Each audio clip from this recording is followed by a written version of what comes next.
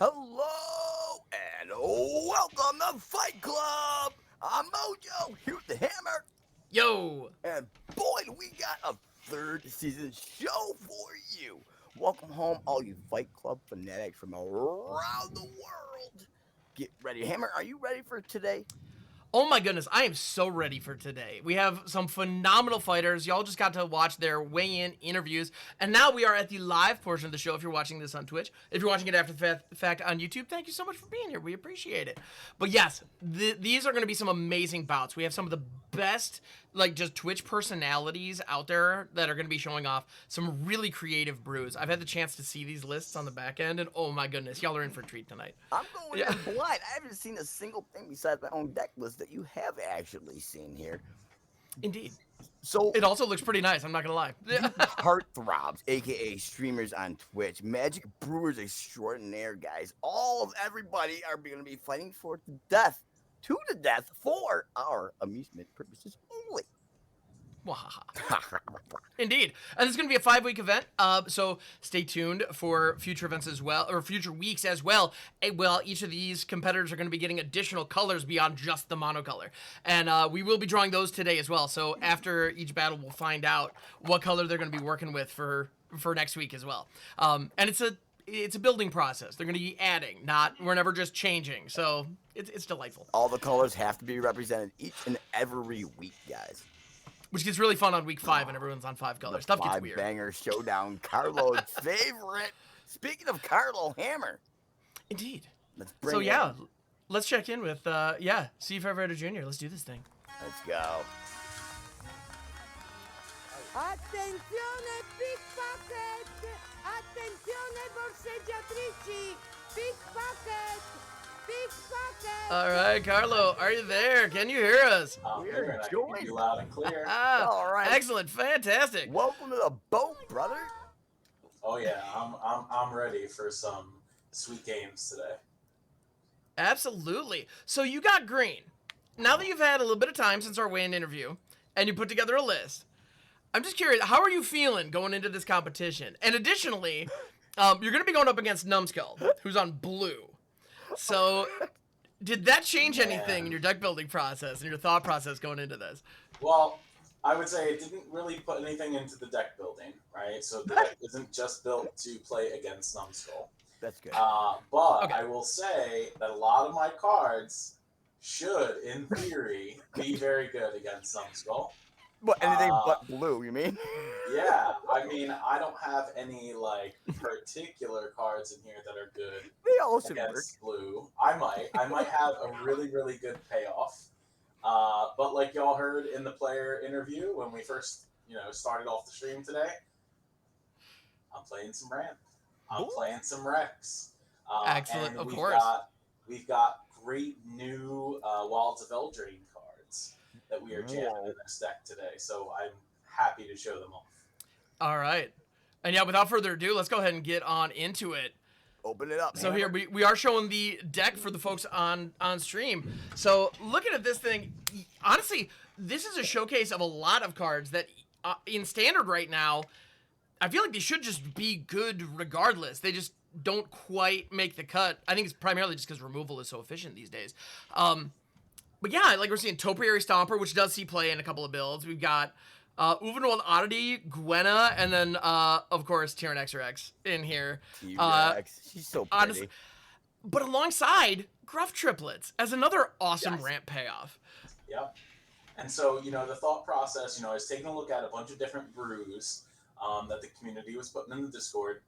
There was a whole, mixture of decks that had to deal with, like, Tough Cookie and sort of an artifact scenario with it, or just straight mono green aggro. And I myself have been jamming a lot of ramp on the ladder recently. And you know what? Honestly, the new Wilds of Eldraine cards really help bring this deck together. Some new cards that I'm highlighting in this particular brew. Number one is Bramble Familiar. Y'all would have seen like the Scrap Gorger in this slot beforehand. Bramble Familiar's sorcery that also costs 7 is basically Breach the Multiverse. And it's really good in this deck. It just so happens to let me maybe put a Gruff Triplets or a Tyrannix Rex on the battlefield for 7 mana late game. So it's an additional copy of those. I'm playing Feral Encounter, which is a fight spell. Well, better than a fight spell, sort of. It lets me find a creature and then deal damage to a creature. So some great removal, delayed trigger for the removal. You can just play this deck as sort of a mono green aggro deck, right? Like you can play, your Bushwhack on 1, your Familiar on 2, your Gwenna on 3, and do some Defiler of Vigor shenanigans with this deck. So 2 game plans, aggro or ramp. The deck can do either or. And if you get lucky and you can flip some Vorniclex and put 2 Rex on the battlefield at one time, it's great for me. Sorry, Numbskull. But that's what these cards do. And if you take a look at the cards in the sideboard for a moment here, I got answers all over the place. So yes, the sideboard's got some fun for Numbskulls today. Yep. But we also get to play some cards like Cemetery Prowler, which, in case Numbskull's Gems audience today, might have a problem with. So yeah, we're here to have some fun. We've got plenty of sweet green cards to play today, and GG Numbskull. Hope you're ready. He said sorry. Like, what have you?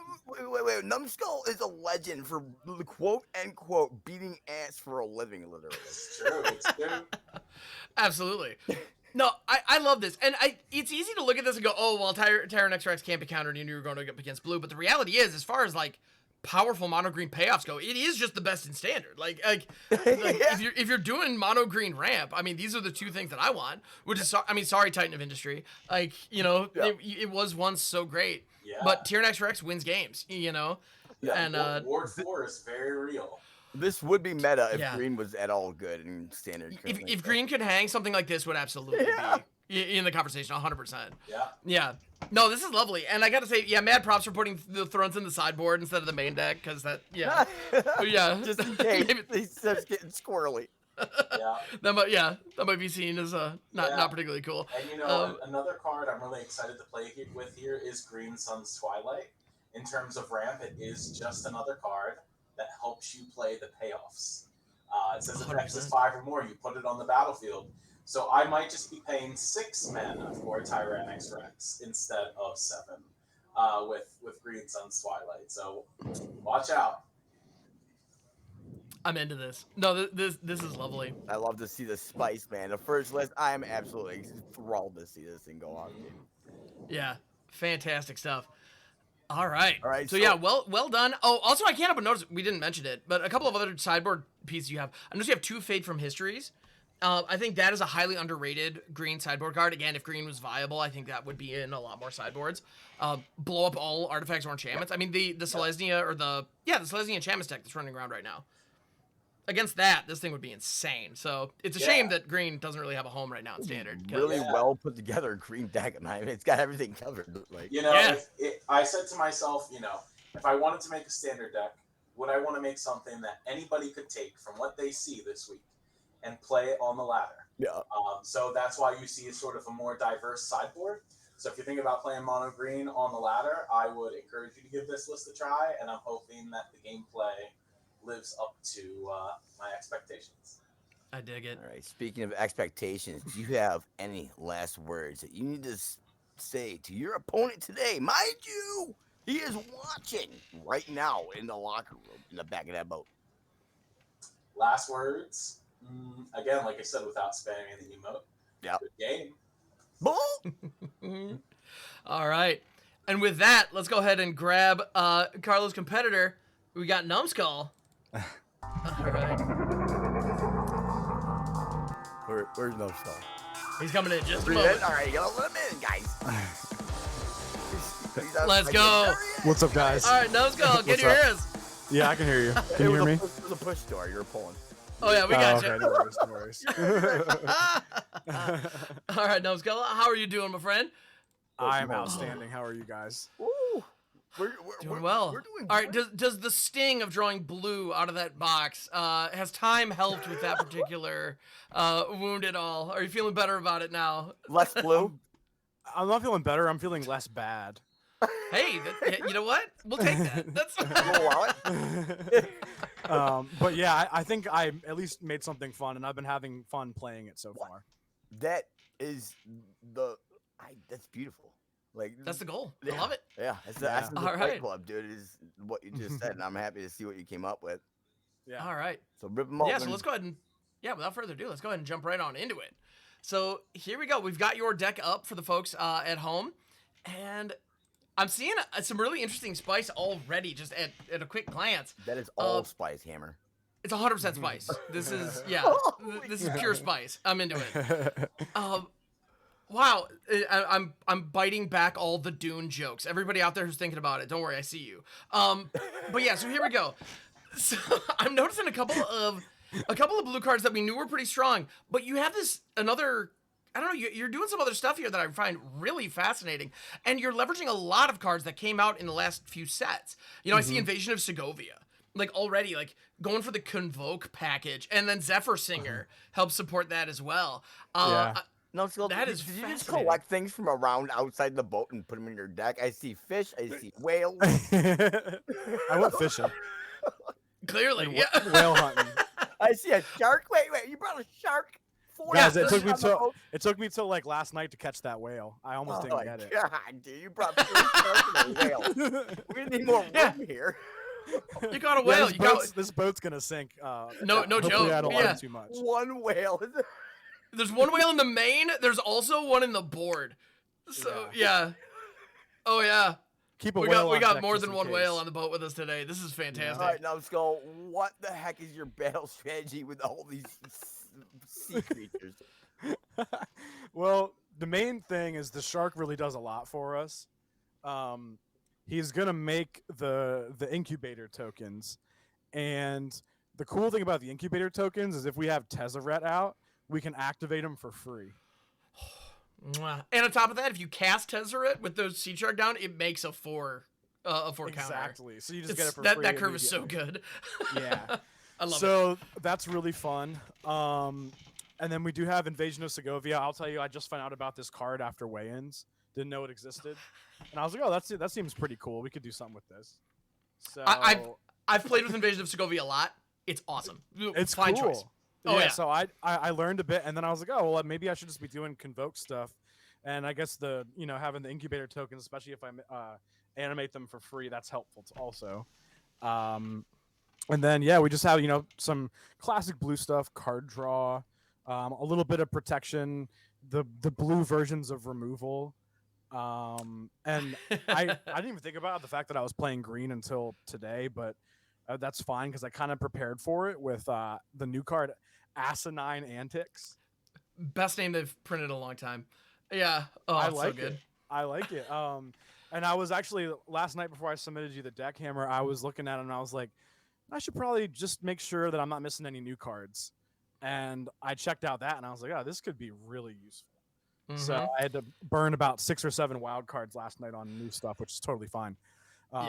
Because I think it actually made the deck a lot better. So, I'm pretty happy about the final version of this thing. And we're going to make some creatures. We got the adversaries to phase out stuff. So there should be some pretty good. Should be like a nice little slugfest that we have coming up for you guys here. So I'm loving this spice, dude. I cannot believe like it? that. Yes, dude. Like all jokes aside, Garfield and all the world around him. I think Garfield would be proud. You made Richard proud. I think so. Yep. Yeah, True Heart of Yeah. Magic. Both you and Carl have very spicy and symmetrical, if that's a word. Well, and just the one thing in looking at both of these decks, I think the big takeaway is even outside of the cards that get played the most in Standard right now, there's a lot of awesome and very powerful cards out there for you to be building decks around. Because both of these look like excellent decks, and they're full of cards that we don't see that often. And I love that. Oh my gosh, Blue Sun's Twilight. If you can copy Numbskull.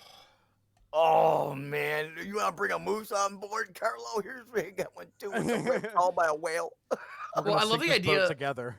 Right? I love the notion that Carlo might be able to drop you know, something like an Uvenwald Oddity or some other very like good statted monster, you can like asinine antics and then make a copy of it, and yours isn't cursed, but his is. Like, I don't know, that kind of line is delightful. I'm very excited. Carlo's yelling in the background. I can hear him from the locker room. If the bros He's punching my air whale, right now. Yeah. my oddity. So it should Oh my be goodness. really exciting. I hope. Oh yeah, no, I love it. Yeah, and yeah, using Fading Hope, Witness Protection, and actually Network Disruptor is also an interesting call because it produces a flyer on board which you can use for Convoke or to help you flip the invasion, and it can tap down a pesky blocker if you need to get in for the kill. So, yeah, good stuff. Yeah, I just wanted like some kind of 1-drop creature, but I didn't want to run the guy that flips. I forget his name. If Flipper. you have like Flipper, the Delver. or whatever. Delver Secrets, Delver, yeah. yeah. Oh, Yeah, I was like, yeah, the Delver's like a little more popular, so I went with the Disruptor, and I thought having a cheap flying blocker could be helpful too, because fairies Yeah. are coming. Well, and in looking at your deck, you don't really have enough instants and sorceries to reliably flip the Delver. That That's too. how it's Yeah. So, yeah, I think if the only other 1-drop that I would have considered, or that I'm just gonna put on your radar now that this is already locked in, is the Sleep Cursed Fairy from Eldraine. the 1-drop. It's a it's a 1-drop 3/3 ward 2. Oh, That- that. Yeah, but- I actually looked at that one Yeah. last night, and Yeah, I think I was like making an executive decision on which cards to spend wild cards on. that's fair. Yeah, You know what I mean? that's 'Cause absolutely fair. I was like, but yes, Wait, I have seen it. That card's pretty strong as a 3/3 coming in. I'm already buying myself time anyway, so I can wait. right. Yeah. Yeah, and it plays better than it reads. I thought, like, oh, this card is offline for the first 3 turns. I can't use it. This Yeah. is terrible. And then I actually tried it in a deck. It's like, wait a minute. It's like, dude, Oh. wait, I'm playing blue. Hold up. Yeah. It's like, all my mana's wide open and I'm attacking with a 3/3 flyer on turn 4. This is great. Yeah. like, Exactly. Yeah. Anyway. Good stuff, man. Good stuff. Numbskull, are you ready? Hammer, hit him up with his most questionable. I'm gonna say that anyway. Most questionable favorite thing to say. The most questionable importance. Wait. There you No, go. the most important question of this week. Yep. Do you have any words for Carlo? Keep in mind that he can hear you right now. Yeah, he's already going into punching this, the wall. Going You into can this hear fight. it. All right, I'm gonna say it through the hole that you just punched in the wall. Carlo and I are friends, so I'm not gonna send him back to Garfield. No. All right, so but I'm gonna send him somewhere. Drop So the we'll see. name, bro. Let's go. Send him back to Garfield. Send him back. Fantastic. Oh, well, good luck in there. I'll spare And him if you're this ready, go ahead and touch gloves. Bam. All right. So we're going to go ahead and send Numbskull and Carlo Back to the locker room. down into the ring. And we will have that game for you in just a moment when they are ready to go, once they are matched up. Oh, Mojo, I'm Hammer, excited. We're back How are you on the feeling, man? boat. I can feel. I can taste the blood and feel the suspense already.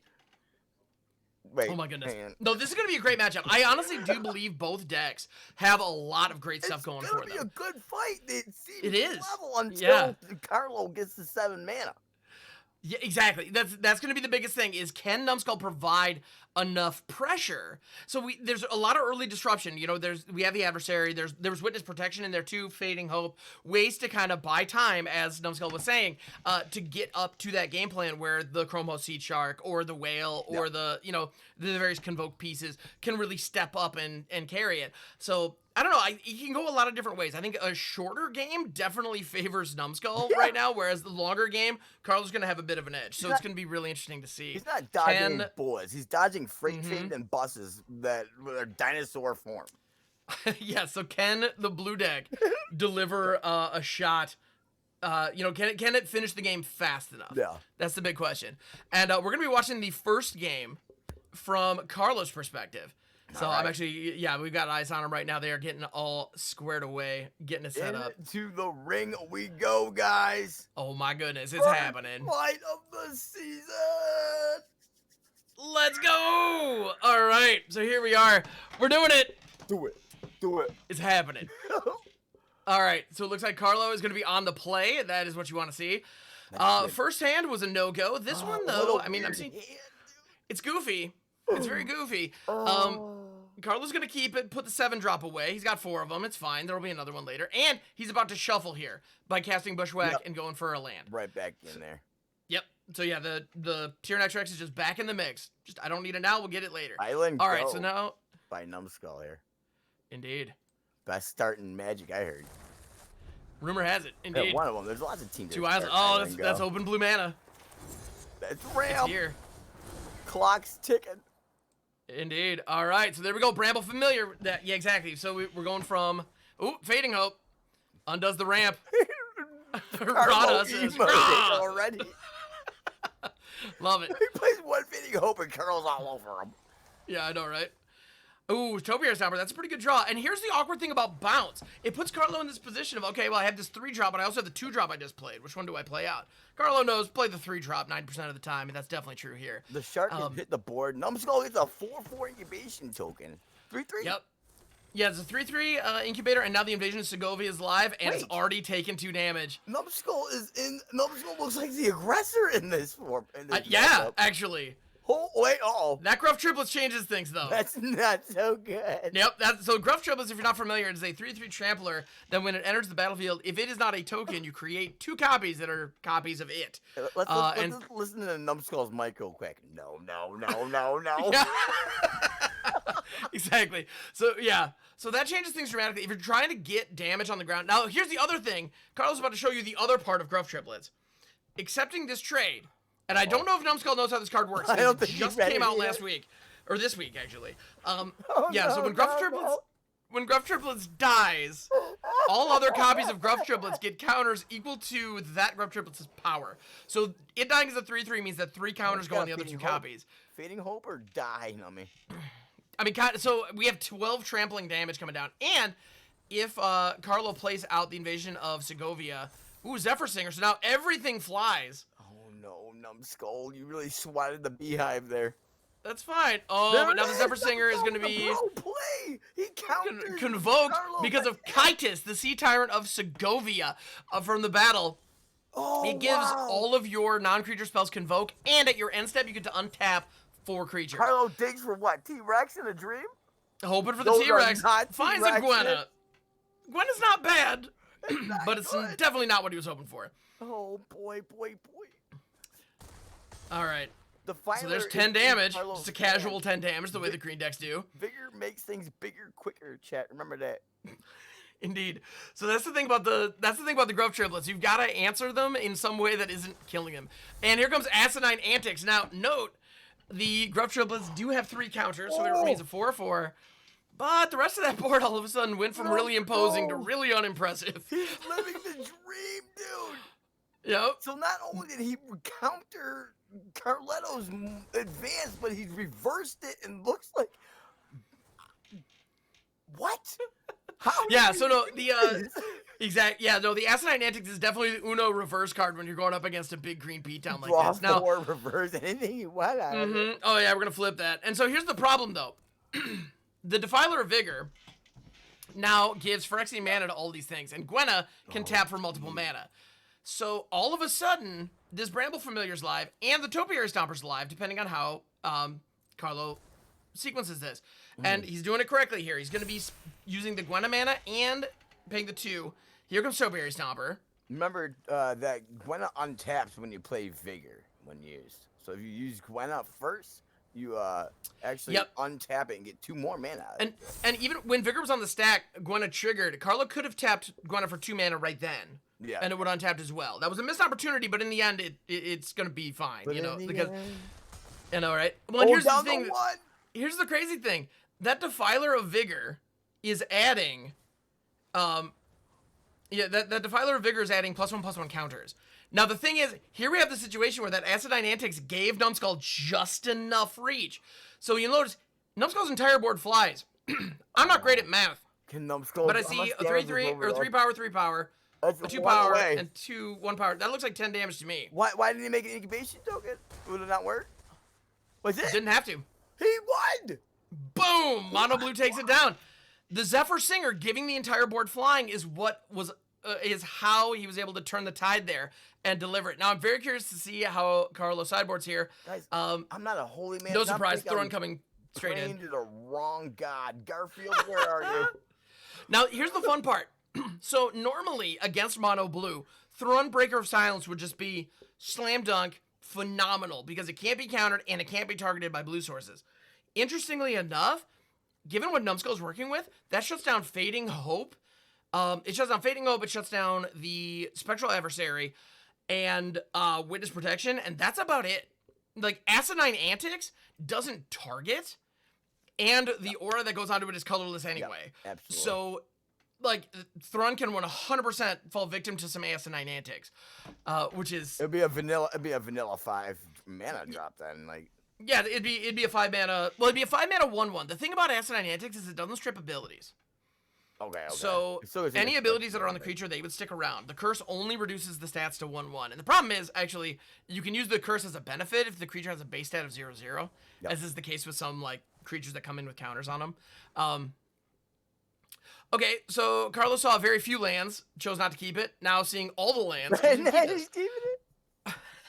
So, fair enough. You know, you gotta do what you gotta do. Oh man. And actually, so all right, so now we've seen Carlos' hand. Let's go ahead and I'm gonna jump over. I want to see this next fight from Numbskull. All right, guys, going on the other side of the boat. So let's go ahead and pop in. Let's see what Numbskull's doing. Oh my god. All right, so he's got no. wow. So he sideboarded in the phasing of Zalfir, which I think is an interesting choice. But the Spectral Adversary is in hand. That can provide some aerial domination. And then the one card that actually the folks at home won't be able to see just because of the way that the cams lined up is Phasing of Zalfir. So we have a Witness Protection, Spectral Adversary, 1 island, 2 on the battlefield already, Silver Scrutiny, Asinine Antics, and the Phasing of Zalfir. Flashing in the adversary, taking advantage off the Absolutely. go. There's nothing on the board yet, so Not wasting Numbskull... any time. Just jabbed him right in the lip. He's like, I'm Exactly. here, Phil. I'm going to mess you up like last game. Numbskull's going to set the pace, and here comes Carlo with a 4-drop. That's a moose.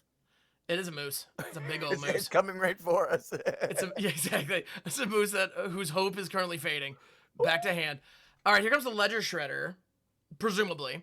Yep. Nothing to follow. Numbskull playing out the Ledger Shredder. Unfortunately, missing the 4th land drop, which kind of hurts. All right. So here we go. Yeah, Ledger Shredder's pretty fantastic here. Carlo now has 5 mana. Forests have clearly not been an issue for Carlo this game. Do we see the oddity, or do we see something else come down? If the Defiler is in Carlo's hand, I have a sneaking suspicion it's going to show up. He doesn't want to play 2 spells, then that'll help Numbskull here. Indeed. Yeah, if a second spell comes out, then the Shredder gets to connive. He doesn't know that Numbskull is not in good condition, but wait, he fights. It fights. It kills it. Yep. So the way the Pharaoh Encounter works, you look at the top, I believe it's 5 cards. You can take a creature from it and exile it. And you can play that card. Or no, yeah. Yeah, you may cast the exile card this turn. Now, Carlos tapped out, so that's irrelevant. No, However, when the beginning of combat rolls around, one of Carlos' creatures is going to be dealing damage to one of Numbskull's creatures. And so the way it works, it's kind of fun. Even if you have an empty board, if you have a lot of mana, you can cast Feral Encounter, find a creature, play the creature, and then the creature fights. Is how the timing works, which is pretty cool. Saga here. Now, Stomper just shoots Shredder right out of the air. Oh, yeah. I'll get you. That's going to do the job there. Stomper. Quote the Shredder. Yep. Zephyr Singer here is a little underwhelming, but it does add 3 power to the board. He's trying to... Wait, he doesn't have Shredder, though. Huh. I guess he's preparing for the late game in that aspect. Or so no more fight spells. He just doesn't want to fight anymore. Right. Yeah, Witness Protection is landing on the Topiary Stomper. That is now a legitimate business stomper on the other side of the board. My question is, what's he going to do with the moose? Uh-oh. Ooh. He does still have the antics. He's going to wait on it. What a short... He's got a power punch packed in his back pocket right there. Yep. Antics. That's Green combo, Suns actually. for 5. X equals 5. T-Rex, live and online. Oh, that's 4 points. And here comes the adversary. What are you going to do? Jumping away of the train. Yeah. No, it's actually no blocks. So, rampaging Numbskull's... Oh! Numbskull's best hope. Oh, what is he? I would go with the antics and just cut those heels off. Yeah, you got to go antics here. Now, all of a sudden... It still gets T-Rex is... Now, you'll note, again, it doesn't target. And as a result, the ward is not an issue for that T-Rex. The so T-Rex still that's has huge. A toxic bite, though. If it does touch Numbskull, that's 4 more poison counters and 2 steps away from death. Absolutely. There it is. Oof. Numbskull wanted to across, and he's going to get bit by a dinosaur. Oh, my God. Because, indeed, as long as 1 point of damage goes through with toxic, all it takes is 1. Oh, you got bit, Numbskull. Remember? Oh, my goodness. He wanted it looks like we're going to be going to game 3 here. Game 3. Numbskull says GG, unless Yep. there's 12 Because there. so yeah, the attack there was really just because there was nothing that Numbskull could do at this point. Because especially now He because that's transforms the moose. transforms the moose just for a little going for the high score. Wow. The reality is, if if Numbskull had left the adversary back to block and blocked the T-Rex, it would have denied the poison victory, but there was 5 damage coming through on the other creatures, and that was enough for lethal. So, yep. All All right. So how's Numbskull sideboarding here? I would run that. I feel like Blue Sun's Twilight would be pretty nice. I know. But I mean, you got to think that it costs 6 mana by the time True. to get a moose and you're never True, going to and- get T-Rex. Well, and if and the reality is, if you steal his Topiary Stomper with this deck, it's just offline. All you're doing is denying it. Get, like, You know, the like 7 because if Numbskull's gotten to 7 mana, something wrong. Yeah. Like something's gone horribly wrong. Rose falls asleep. Wake up, All Blake. right. Smelling salts. Here we go. Numbskull Here we firing go. up first. Game 3 between Blue Green, Carlo Favoretta Jr. and Numbskull.com. All right, here we go. All the 1-drops in the world. You'll love to see it. That's not Network good. Disruptor. Fun fact: Network Disruptor has to target a permanent to tap, so it just taps the land that it that you play it with. Just make Or it it could tap quick. itself if you want it, but I don't know why you do that. Click extra buttons. Just click buttons. I love clicking buttons. It's the best. All right, Numbskull put Carlo on a 19-turn clock. Yep. Hey, it's a clock. It's just a clock. It is a clock. Now, I'm interested to see... Okay, cool. So the Chromos Sheet Shark is coming down. Now, Carlo's going to have 4 mana available. That Bramble Familiar does tap for a green. Here comes the shark. I warned him about this. I know, right? So the shark is here. Ooh. Oh, and Carlo missed a land drop there. All right. Oh, is he gonna does that take abilities too, right? So Witness Protection does, yes. he's sweeping the leg like in Karate Kid. Yep. You So can't Witness do Protection, that. not only do you take their 2/2 and make it a 1/1, but in this case, this is as good as a Stone Rain. Carlo is relying on these Bramble Familiars for mana. And then Fading Hope on the other one. Yep. The feet right out from underneath Carlo. And Numbskull sees an island on top. That's a key. Yeah, we keep that. Oh no! This is pretty brutal. Carlo is unresponsive. He's just laying on the ground. Numbskull's hammering him with tiny little pepper shots. The mana screw is real, and it's very possible that Carlo is sitting with 6 and 7 drops in hand right now. He trims him out again. I mean, Oof. like Numbskull's hitting him as hard as he can. Granted, it's not too much, but he'll give in. Yeah, this is what Blue does, is it gets a little bit of tempo, and it really hammers it home. And honestly, and Carlo's just getting mana screwed. Yeah. So Keep hitting him, Numbskull. You're almost left a red mark. another Bramble Familiar, my goodness. All right. So at this point, Numbskull has the mana to activate 2 of the Incubate tokens. Yeah. They're not going to do so going into combat, which, okay, fair enough. Aren't those can block. I don't know what But that flips the everything is flying. Kaitis, the Sea Tyrant of Segovia. And now, Another Scovia. Numbskull is going to be playing out the Invasion of Segovia. I play let. But and there we go. That's what he's got to do. By choosing to tap the creatures, he's leaving mana open. Honestly, he could have even tapped Kaitis there, but I'm assuming he wants more blockers back just in case. He's got a couple 3/3s that he's got. He can on. Yeah, that's incubate 4. here. Boop. The whole board's on tap now. This is Oh my looking great. Gosh, man, what a fight! Except, oh, jeez. Carlo gets to Gwenna. Man, not getting a 3rd land drop when you have a handful of clearly full of mana dorks. He's got 4 mana dorks out, and That nothing hurts. to show for it. Numbskull, not like this. Ooh, Spectral Adversary could be really nasty here. This is some crazy fighting mechanic. Like, Numbskull, you are worming your way through this. Like,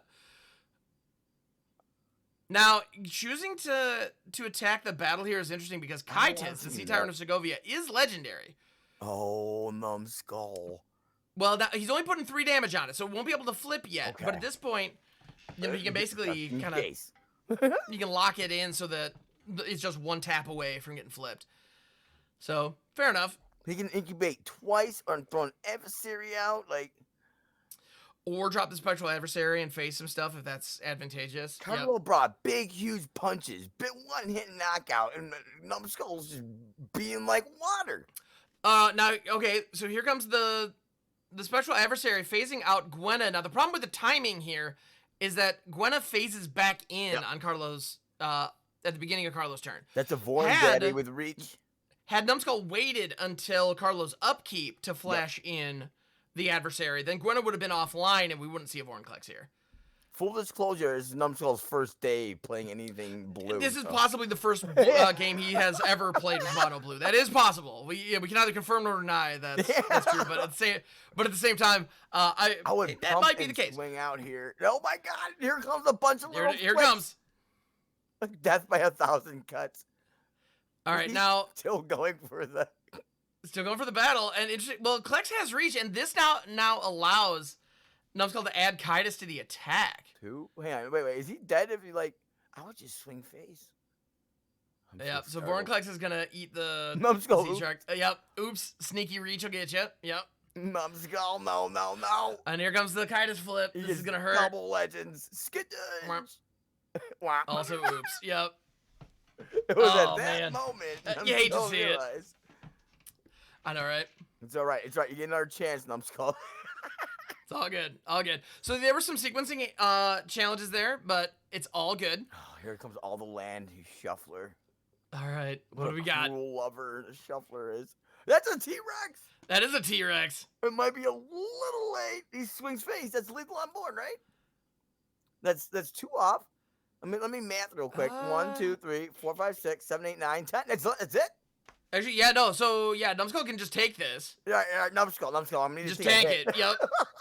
And then full send. And there are even a couple of those 1/1 incubators that can actually. And with that land, he can now That's it. activate every single one of the incubation tokens It's over. and send them all in just The for good measure. Little seafood army is just like death by 1,000 little 1/1s, bro. Yep.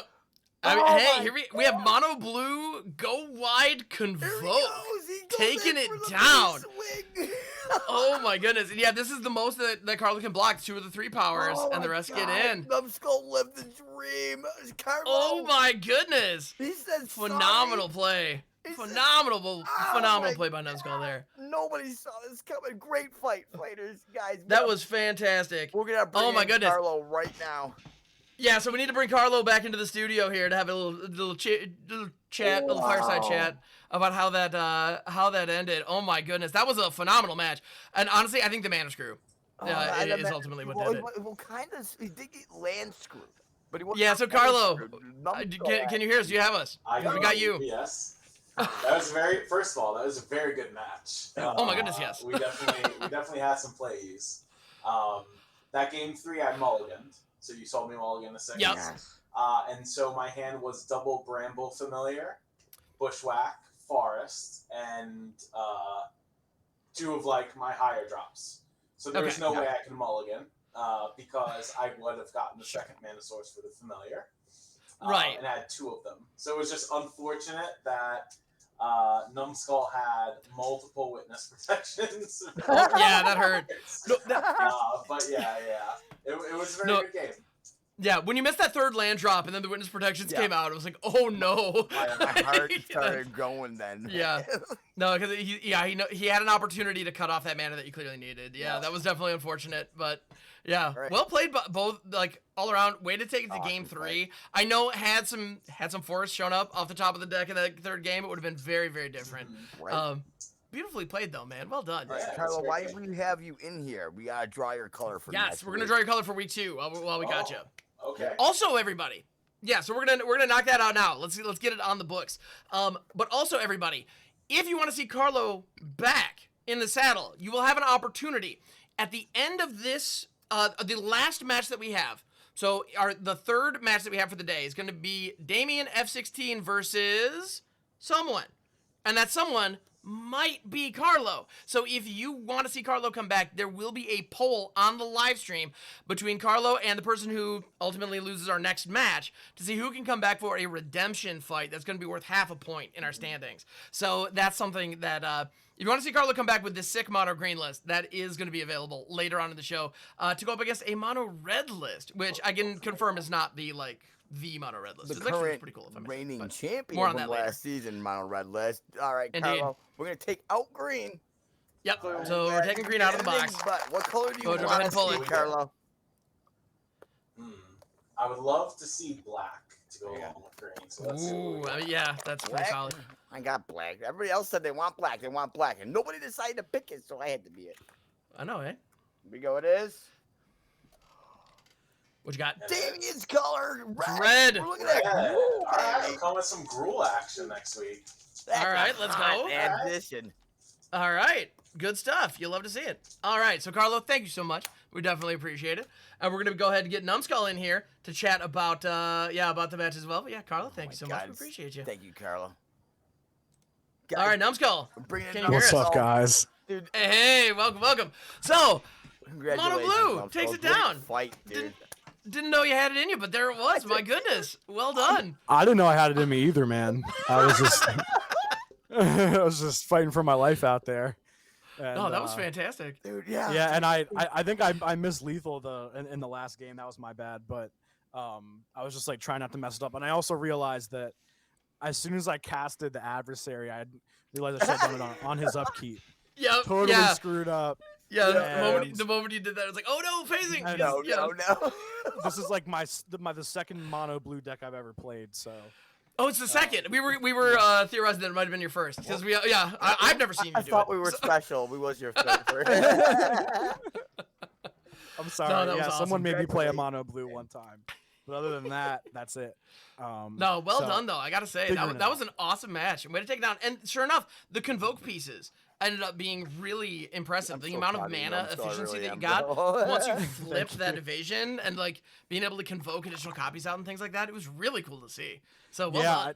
I felt like it was really good value, and it was nice to go up against the green deck because, outside of like the fight spells and do damage spells, they don't like green doesn't have the same kind of interaction with your cards the way that like other colors do. You know what I mean? That Mhm. you're like constantly worrying about, oh, are they gonna kill this when I try to do something or whatever. It's Right.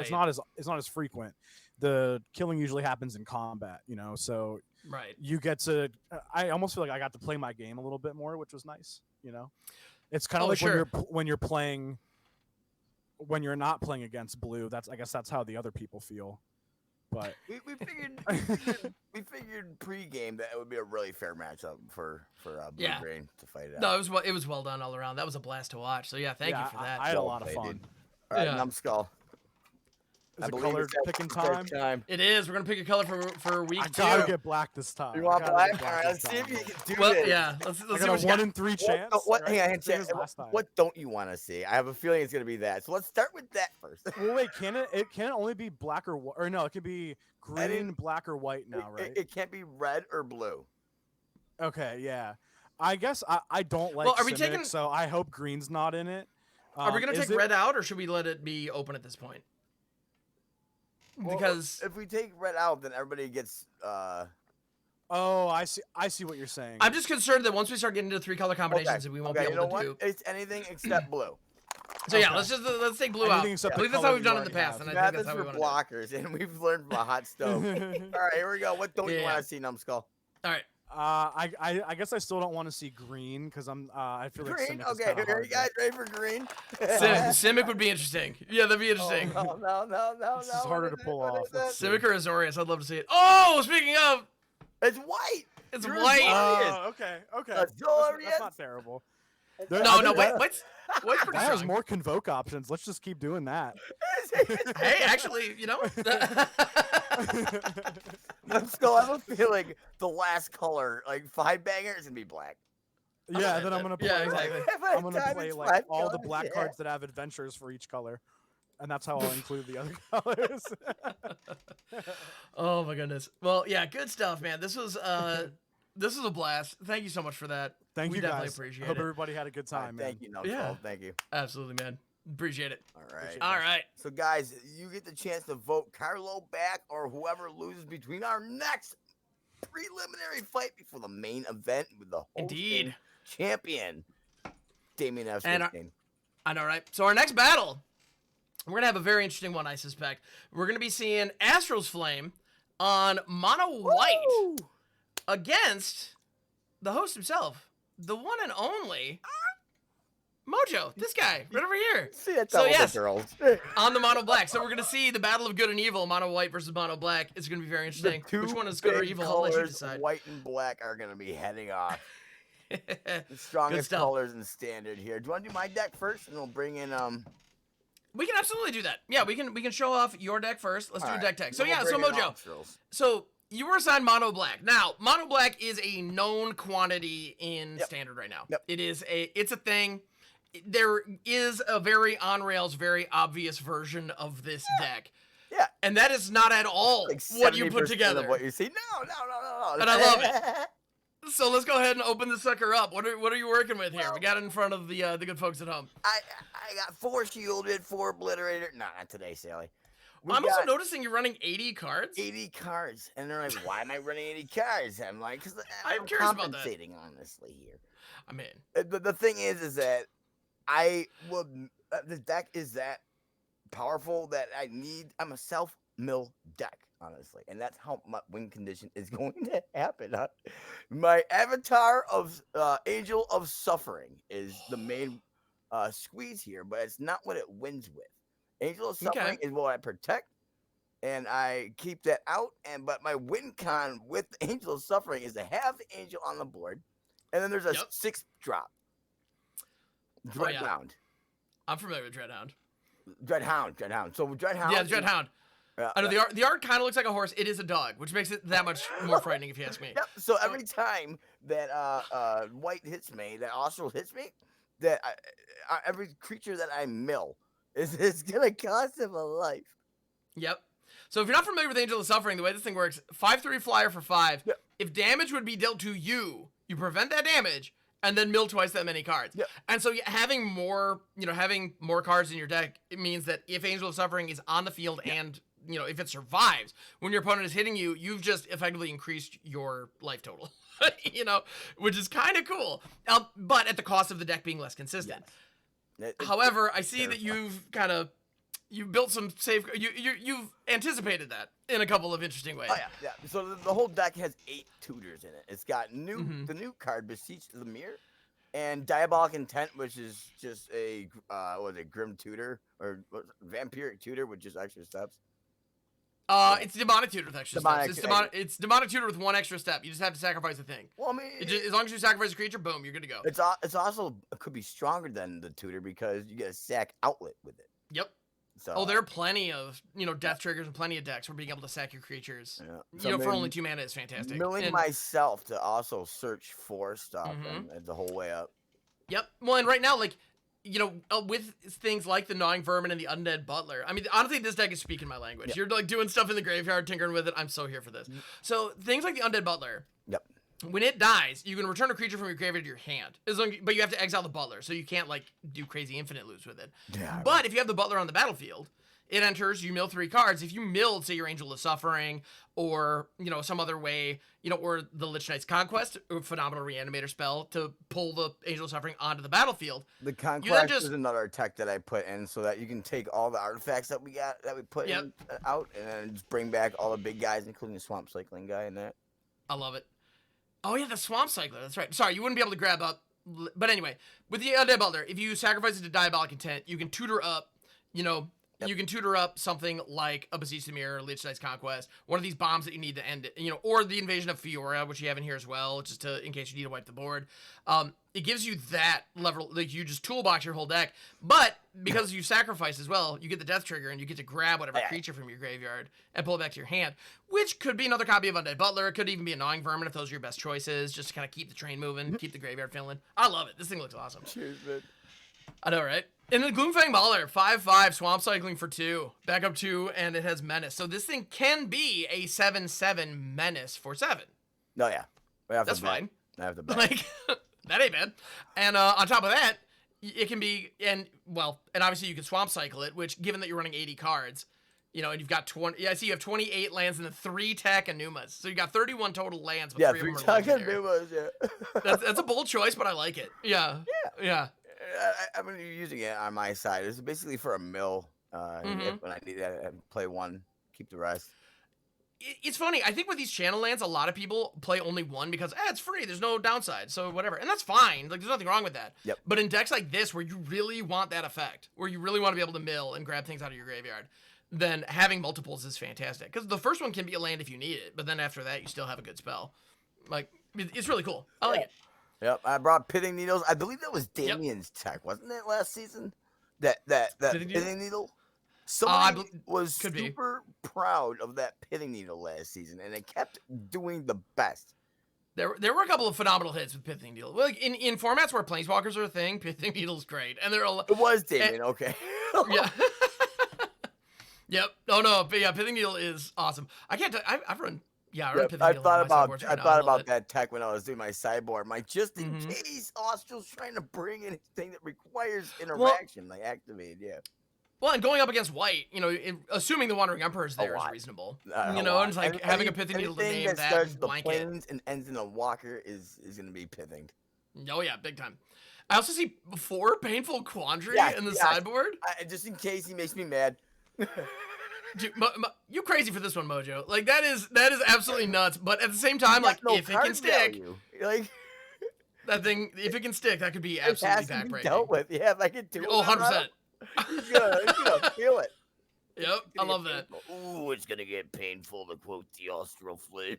To quote the flames, could be painful. Quote the Exactly. flame nevermore. Well, yeah, the Knight of Dust Shadow, Mightstone, Weakstone, Cityscape Leveler, and Portal to Phyrexia all as one-ofs in the sideboard. That can add some extra spice, and given how many tutors you have, like, Yeah, I got little tutors. being able to pull those up.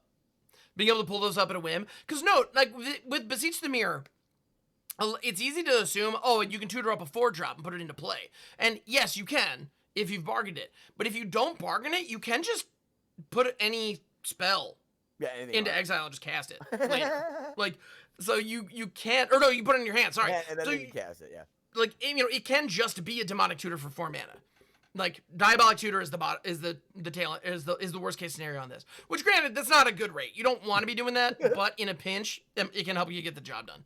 So, I don't know. Having that flexibility is no joke. All right. So Cool, man. That is the latest creation besides the Mirror Convert, and I believe it's time Indeed. to spice things up here with the mono white extraordinaire. Apparently. Yes. Yeah. Mono white enthusiast. Let's get Oh, Astrals. jeez, I'm nervous to see like okay, so mono white is a hard archetype to be Indeed. rogue with, to be a jank artist with. So I'm enthralled here to see what Australs, the Absolutely. master crafter, has come up with. Indeed. So let's go ahead and get Astrals out on Hi, out here. family.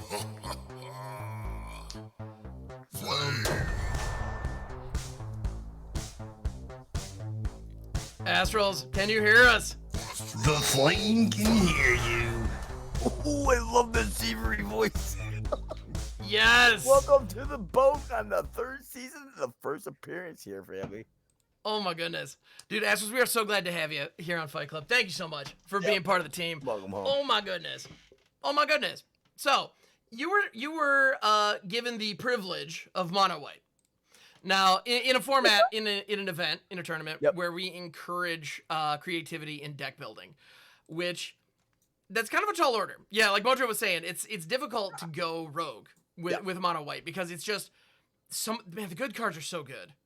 The jank in me. Come on, I can feel the flame of the jank. Indeed.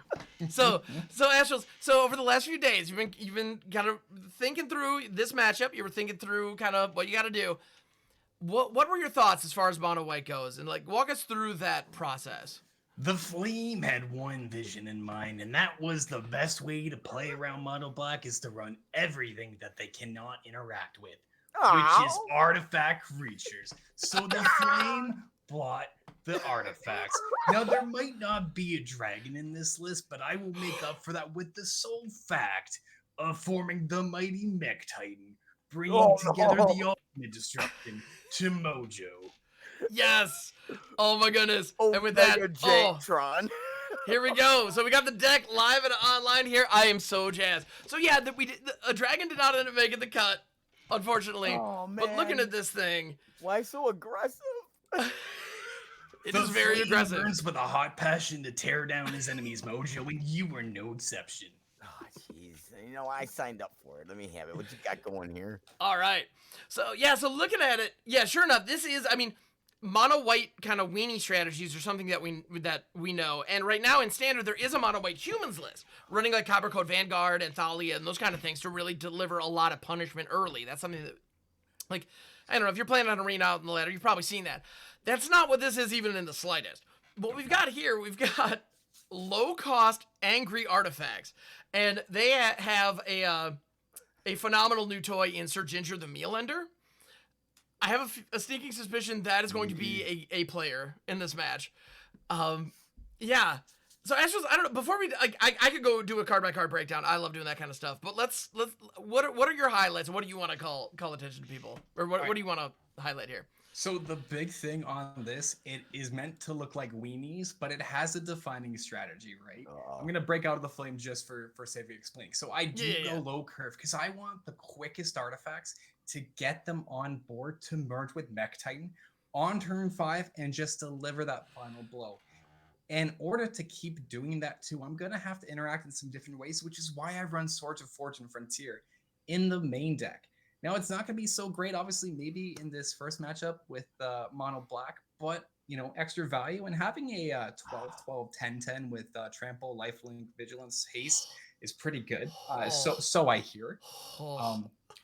But the spice of how I can transform this deck. So Ham and Mojo, you know I talk about sideboards a lot. And this is one of the circumstances where I talk about a transformation sideboard. My main deck is all about melding and getting that Titan on board. But when we go into games 2 and 3, if I'm going to be going up either black or blue, you better believe that Sword of Once in the Future is going into my main deck. I have got it ready. You're changing swords on me?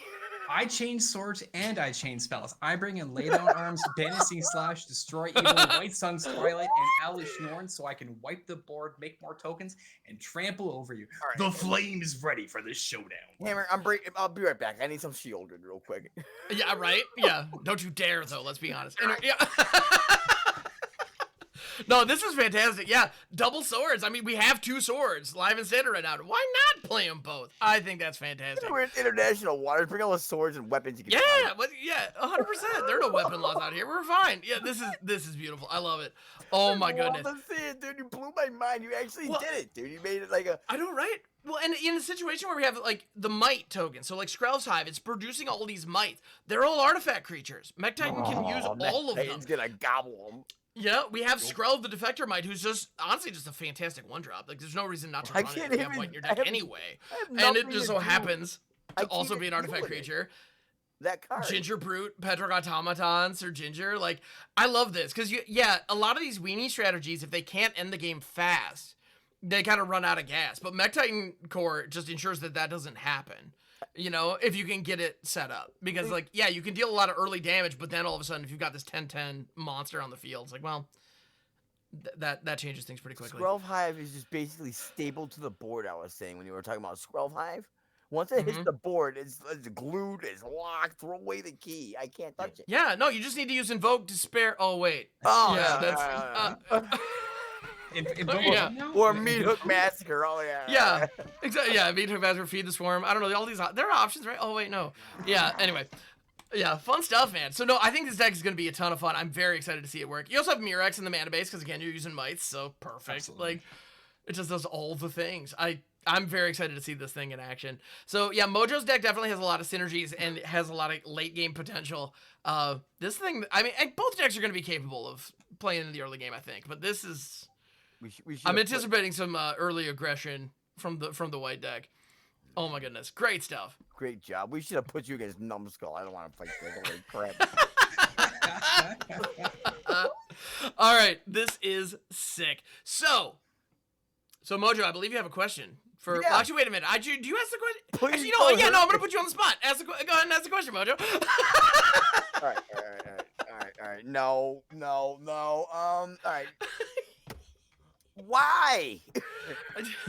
I can take it. All right, so all right, Astros. Talking to Austral. That was my question for him. I just had a moment of like, wait, I did the question last time. That should be What Mojo's do turn. you Oh, but want wait a me to minute. do, Austral? I'm gonna die All right. out there. Yeah. So yeah, Astros. What words do you have for your opponent? Mojo, Right here. I got one thing to say for you. You're gonna either be completed or you're going to be completed. What do you mean or? There's an option. Or? Because I'm either winning or I'm winning. I'll take the first one if there's an option of that. Oh, great choice, actually. See, I was thinking the second one, but no, I think you're right. I think number one was the way to go. I'm gonna go with the first one. Awesome. And okay, cool. So you may note for this battle, you'll notice that Mojo has been the commentator for the matches as well. But for this one, for obvious reasons, that'd be a bit of a conflict of interest. So we're bringing in Carlo, Steve Roberto Jr., to join me in the booth for this one. So while our fighters make their way to the ring, yeah, we're gonna be jamming a little bit. So I need to make sure I've got all my stuff set up. All right. And yes, if one of you could get the stream in action. About to say, Mojo, I see you. Are you live in the Discord? Going into the locker room. I'll see you guys. Perfect. So yeah, so let's go ahead and so gentlemen, good luck. I want a tough, clean fight, and let's go ahead and get on down ringside. And Carlo, are you there, my friend? I'm here. Can you hear me? Welcome, welcome. Oh my goodness. So what are your thoughts going into this match? We've got black versus white, and we've got two very off-meta brews from both contenders. Yeah, I mean, both decks look great, fun and exciting to play. Mojo's rocking 80 cards, which is great. I'm excited to see some Angel of Suffering business in here. But I'm also excited to see how Sir Ginger ends up working out for Astrals. So let's see. Agreed. All right, so here we go. We are underway. We're going to be watching this from Mojo's perspective. All right, starting off with the Fancy Swamps. And, yeah, so we got the Mere Convert in hand. Oh, man. Ramping already, Mojo, are we? Yep. Preempted GG from Astrals. Oh, the emote game is strong with these two. All right. And Astrals has the Swooping Lookout, which is a 1/2 flying vigilance for 1 artifact creature, which nowadays, that's perfectly fair for some reason. The siege is ready. Are we going to bargain away the convert, or are we just going to tutor?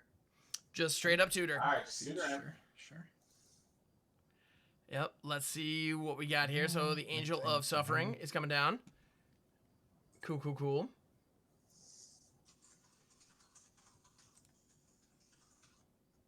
Excellent. All right, so the Swooping Lookout, pinging in a little bit, and here comes the Angel of Suffering. Live and online. And isn't that just how it goes? You tutor for the card, and then you draw it the next turn. Isn't that just... Angel on Angel violence. Here it is. And so all of a sudden... Now, the Mech Titan is live with plenty of stuff. Now, the question is... Oh, my goodness. At this point, Astrals only has 4 mana down and only 2 cards in hand. If one of those is an untapped land, that's Mech Titan. But the Angel of Suffering is here to mitigate that damage, prevent the lifelink going the other way, and then Mojo's Graveyard is just going to be absolutely loaded. Oh my goodness. So if Mojo can get the Swamp here and get the Dreadhound online... Right, there's the Dreadhound. Yep. And now all of a sudden, the combo is live. Astrals, in order to win, needs to be dealing damage. But if Astrals deals damage, then Mojo benefits. And yeah, the Angel's going to crack in for 5. Wow. No point in keeping it back. You're not blocking with that thing. Tokens incoming. Astrals plays land plus... Thinking. Here it is. Mech Titan Core. Megazord is coming, baby. It's morphin' time. Absolutely. That's a big 10-10. Is sure it coming is. down with some lifelink? It is. And just like that, 0 damage. 13 cards milled.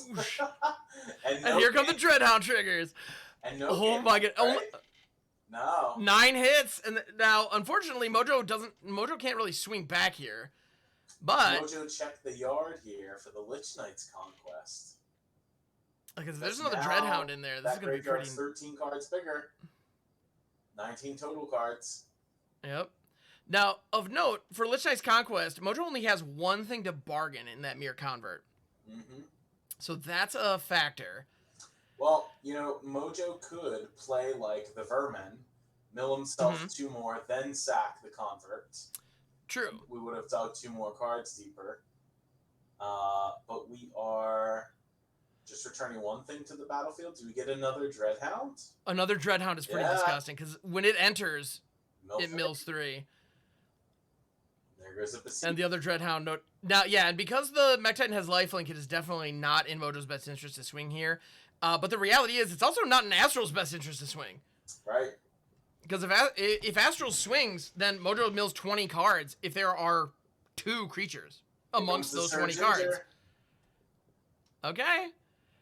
If Astros can't come up with targeted removal for that Angel, though, I don't think anything that he's got going on is gonna be effective. Yeah. Additionally, Skrelv's Hive is pinging him for 1 every turn, which might end up being relevant. So that thing's getting lifelink. Yep. Yeah, but no attacks. That's smart. All right, there's And then these gnawing vermin with these mills, depending on what these yourself mills. Two. Mill Gorgussi in the swamp. Puts Astros to 1. Triggers. Vermin number Oh, and then 2. Diabolic Edict can sacrifice one of the gnawing vermin. So even if but that's 2 right there. creatures. All right, we're going to game Holy 2. cow! Wow. Dreadhounds and the Angel of Suffering's putting in work here. That was fantastic. That was exactly what Mojo planned. That was 100% what he came here to do today, and that was Mojo casually putting in all the it. pithing needles for the Mecha Titan. right. Yeah, That's great. that was fantastic. Oh my goodness. All right, and when the game starts, we're gonna go ahead and jump back over to Astrals. I want to watch the next game from Astrals' perspective. I have a sneaking suspicion Astrals is siding in a whole bunch of removal here. Oh, yeah. I mean, I think Mojo should give consideration to putting in the Knight of Dust Shadow. I would, yep. considering the lifelink on the Titan and on the Steel Seraph. Absolutely. No, that's absolutely huge. Wow. The mass removal here, too. Yep. Oh, Mojo's just running 82 cards. 82. Hey, why not? 2 more Yeah. back. Easy clap. Easy clap. Yeah. All right, so let's go ahead and hop on over to Astral's perspective for game 2. All right, here we go. All right, Astrals is on the play. Not bad starting in. And sure enough, the Banishing Slash. Got a removal spell and a black-blue sword. Now, interestingly enough, so Banishing Slash and Destroy Evil are interesting here. The reason that I think Destroy Evil is especially interesting is that the Angel of Suffering, which is going to be the main issue, has toughness 3, Yep. which is usually a big knock against it. However, it does mean that it's not a legal Destroy Evil target. Oh my goodness. 3 swooping lookouts on the battlefield. And there's the Gorgussi. Oof, yep. Hmm. Yeah, so the Gorger's here. Sort of once and futures in the house. So yeah, Astral's created. So yeah, just take the 3. Yep. Yeah, with the Flesh Gorger, you always have the option: do I let it hit me and allow the lifelink, or do I just pay the ward and effectively let it hit me once, but deny the lifelink and get it off the board? It's like, yeah, it always hits you once, no matter what you do. It just is what it is, unless you're using Void Rend, of course. And here comes another Phyrexian Flesh Gorger. Back to back. They come in pairs, apparently. All right. And there's land number 4. Excellent. Yeah, Sword and Once in Future is going to be very helpful in dealing with that Flesh Gorger. Unfortunately, not this turn. Astros is 1 mana shy of equipping it. So the lookouts are going to just go in and basically undo this Phyrexian Flesh Gorger's lifelink for next turn. Oh, adventure off the gumdrop, yo. Yeah. So the gumdrop, which I'm not opening. I'm not opening a Scryfall window in my other window to look at what that card does. What are you talking about? Yeah, 1 mana creates a food token, and then it's a 3/2 lifelinker. When it ETBs, up to 1 creature gets -X, where X is the amount of life you gain to this turn. Kind of the joke there is you crack a food, drop it, and give something -3/-3. Monster, yep. Yep. Or smack somebody with a Flesh Gorger and then drop it. Yeah. So good stuff. Let's see here. Mojo. Lich Knight's Conquest. We're getting a Gorgussi back. Yep. Both Gorgussis back, because you sacked. Both of them, and they're big now. Oh my god, Astrals. Mojo casually waving it off. The Glissa wave. You love to see it. All right. So here comes the Sword of What's in Future. This is big time. Now, notably, that White Sun's Twilight looking pretty tasty here. Unfortunately, it's just sitting. Some more mana. Mm-hmm. All right, putting the Mech Titan away and another Swooping Lookout. Yep.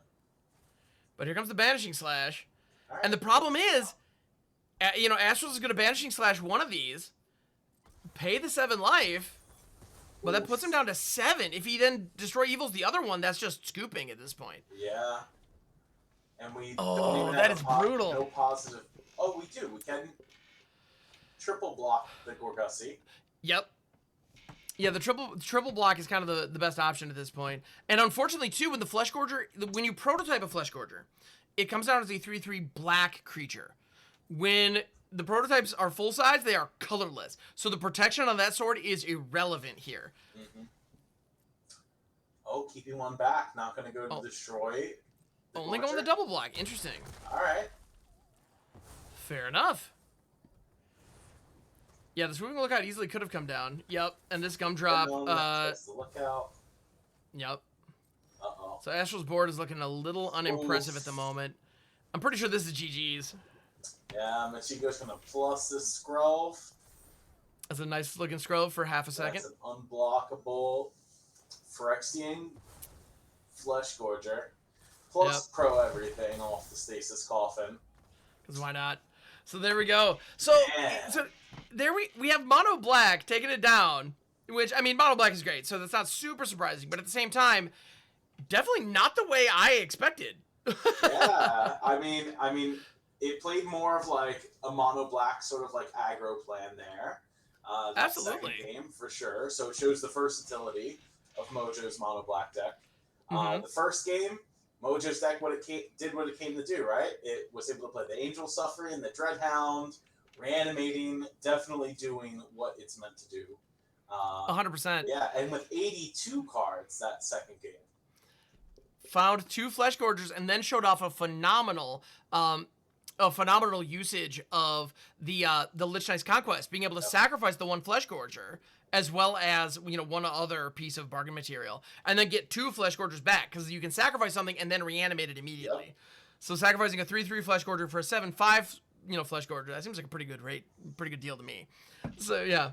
So Carlo, thank you so much for joining me in the booth. I really appreciate it. Oh, you're welcome anytime. Oh my goodness. And everybody out there, if you want to see Carlo come back for our next matchup, that will be an option. So there's going to be the opportunity to vote between Carlo and Astrals. Honestly, I mean, they're 2 phenomenal streamers. I'd love to see both of them come back. So, you know what? I'm glad I don't have to make the choice. So it's going to be up to you. We're going to be putting a poll in chat here in just a moment. But before we do that, I'm going to get Mojo and Astrals back in here. So, Carlo, we're going to send you back to the locker room. And hopefully we'll be seeing you again here in the next match. Vote for me, Jack. All right. Here, let me in. The door's stuck again. No, Skull, did you push or pull this thing? All right. All right. Hey, Mojo, Astrals. Right, I'm in. Oh, my goodness. Phenomenal match, gentlemen. Well done. Oh, my God. I thought I was dead. I just wanted to at least get my combo off before I died. Is how I felt like. Well, in game 1, both of you did the thing. You both did 100% what the decks were designed to do. It's just what Mojo's deck was designed to do, shut down what Astral's deck was designed to do. Yeah. But well played. Well played all around, gentlemen. That was fantastic. So what are you guys? Got your Titan out too, man. I'd be happy to see. Yeah. I was happy to see the Titan. It's just that that damage prevention on the Angel is like. 80 cards. Yeah, the fact that it cuts off the lifelink and everything, that hurts, man. Yeah, exactly. But well played. Cushion, yeah. Yeah, well, and in the last game, not having enough mana to get you being stuck on 4 mana, I noticed, you would have had some options there, but the removal lined up perfectly, and also the Lich Knight's Conquest with the Flesh Gorger, that interaction is side of the deck nuts. too, yeah. Yeah. That was the other combo, yeah. That interaction is absolutely fantastic. So yeah, great job all around. Those were both phenomenal decks. I'm so proud to see that Spice, man. I'm happy that we had a good fight. It was an absolute pleasure battling my friend. Oh my goodness. So well done. So I'm gonna go ahead and open up a poll in chat so let's see so if you are watching on the Twitch feed and you have thoughts, feelings, impressions about who you want to see or a soul, come back in for our final battle against Damien F16, rocking some mono red goodness. Now, but while I'm doing that, Mojo, yes, would you please do the honors of drawing for our friend Astrals here to see what color is going to be accompanying white moving forward. Now, removing the we know Jund is the goal, right? We know that Jund is where we want to be. Obviously, we're not going to have a full Jund situation, but I'm guessing you're looking for red, black, or green, correct? That is correct. Yeah, I'd be looking for one of those 3. I'd be happy if it's like red. Honestly, I'd even accept blue. I think with the current, I could accept like anything. Well, Okay. Numbskull's Azorius, so I mean, it's a little of a It's little possible. mirror You could go man, Azorius. maybe. You could come at Azorius the other way. That could be interesting to see. All right. All right, you ready? Here we go. There's no white in there. There's 4 colors of your future for the rest of Fight Club. It is green. Okay. Okay. Lesnia walks into the door. How do you feel about that? Actually, pretty okay because I know a transition that I can do with some cards to for some +1/+1 strategy. So I've already got a deck in mind. The Flame is already ready to take down next week. One loss this week will simply not stop the Flame. The Flame knows that Mojo needs a little bit of confidence boost, so the Flame was happy to help his friend out.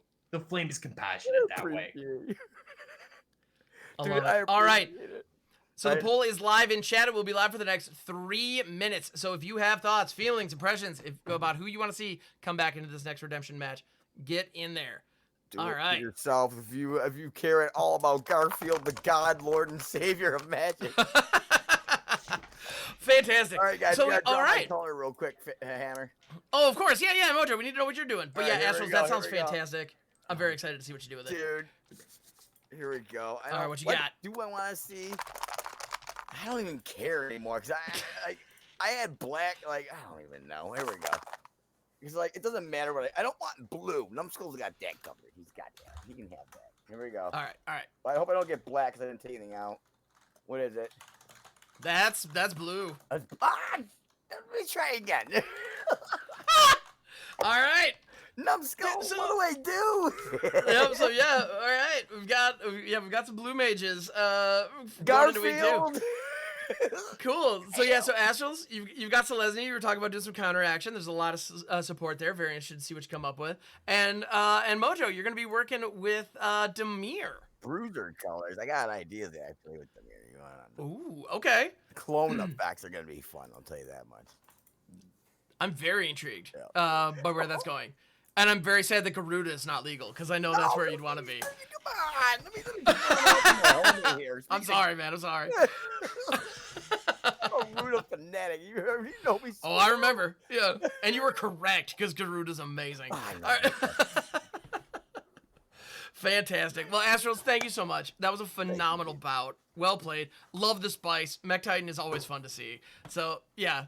Thank you so much. Cheers. And yeah, we're gonna go ahead and yeah, send you all back to the locker room. We may be calling you back up depending on the results of the poll that we have live right now. Vote So, Astrals, vote Carlo, and Yep. vote me next season because I'm Demir. love it. All right. So here we are. Guys, let's see what the poll. It's you and me. All right. So we got the poll. It is winding down right now. We got Guys, Carlo vote, ahead, vote, 8-7. This could not be tighter. Oh my goodness. All right. Who's gonna guys Yep. get your votes now? So we got Carlo on green, Astrals on white. At this rate, so we got it looks like Carlo is taking a little bit of a lead here, but Astrals is coming back. Oh my goodness. No. Both of these streamers have some pretty dedicated fan clubs, and I appreciate that. So here we are. It's neck All and right. neck. We have moments to 11, go. Carlo, 12. Get in there. And then we are going to be pulling in Damien here to have a chat about his deck. But let's see who's he going to be up against. 12, We're 12-12 with seconds left on the clock. Guys, do we have? A last minute vote.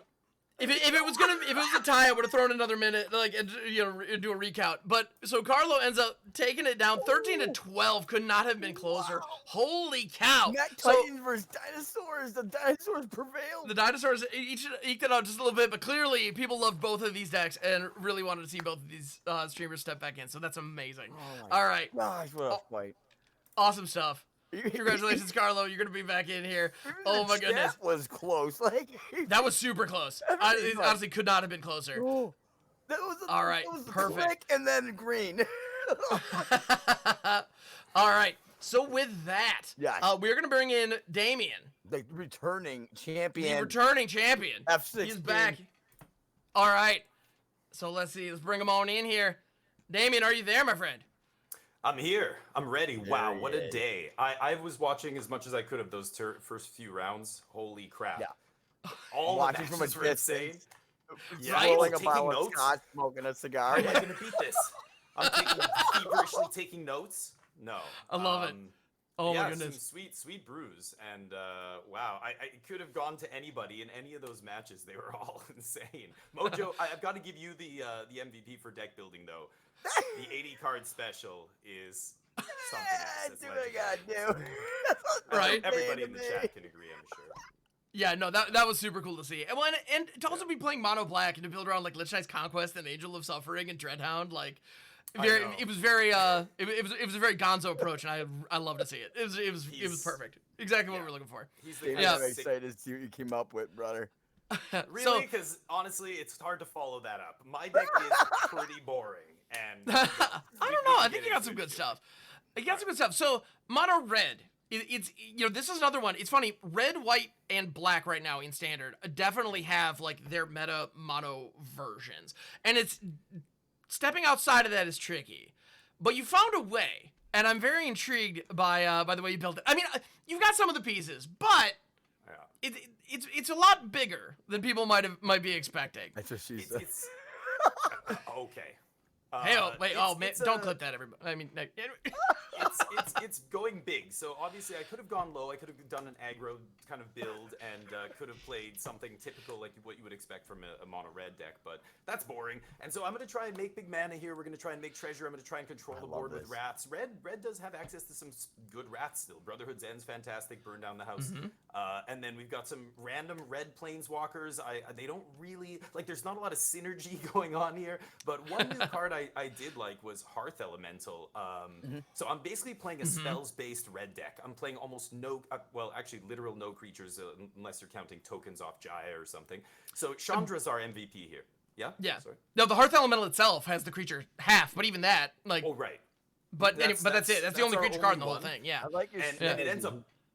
Yeah, it's like a 1 mana. It's like the Serpent in blue or whatever. Like it costs 1 mana almost every single game, 1 or 2 mana. It's awesome in this deck. And when you top deck it late, and you just get to go, draw 2 cards, and then play it for 1 mana. It's like 3 mana, draw 2, make a 4/5, which is really spicy in the late game. So sometimes you can do it a little bit early, depending on how many spells you get in the yard. We've got the one of Light Up the Night, of course, to combo with Chandra to just win the game out of nowhere. But I don't know, maybe we beat people with Koth. I don't think I've ever said that sentence before, but we're going to try and do it today. It's funny, Koth is actually one of those where I went on record when this card came out and said Koth deserved a better card than this. He's a better character than this card represents. And my chat took that as a challenge and proceeded to beat the snot out of me with this card. So I've seen what it can do. In a dedicated mono red deck where you have just a crap ton of mountains, it can end up dealing a ton of damage throughout the course of the game and ensure you hit your land drops and all that good stuff. So if you're going big with red, he's actually shockingly powerful, I've found. I'll be interested to see how he plays for you here, or if we see him. Yeah. I mean, we'll see if he pans out. I basically just needed another threat. Like the deck is very threat light here, so we'll see if the planeswalkers make a difference. But I was just trying to avoid playing aggro creatures. But Witchstalker Frenzy's another one of the new cards from Eldraine that I'm trying. I heard a lot of people talking about this. It's often 2 mana, maybe 1 mana sometimes, but usually it's like 2 or 3. And I'm like, okay, I mean, it kills Sholdred, which is, you need something like that in the main deck. I've got Warcraftings as well, but anyway, I'm not 100% on this card. I'm playing it as a 1-of. The other big upgrade, of course, is Torch the Tower, which this is just play with fire, but pure upside, basically, right? 2 damage exile, and then sometimes you sack, you have draw another copy of Ironcragger Celestis, some legendary artifact you can't play. You sack one of them, or there's ways to like avoid getting got by having legendaries pile up, but. We'll see.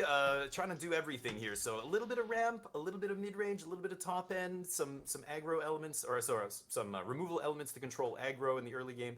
I don't know if it's going to come together, but I'm eager to find out. I love this. You want to see sideboard?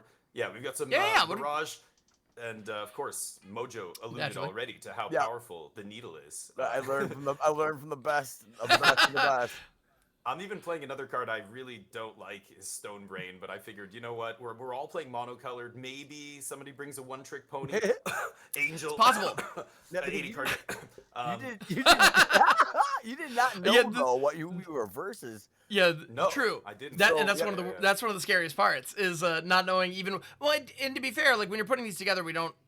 I know at this point this is not an open deck list event for the record. Like the competitors do not see each other's decks as they're building, but they do know what color they will be going up against, so they can kind of make some guesses and have a couple of ideas and put things in the sideboard, especially to kind of be ready just in case.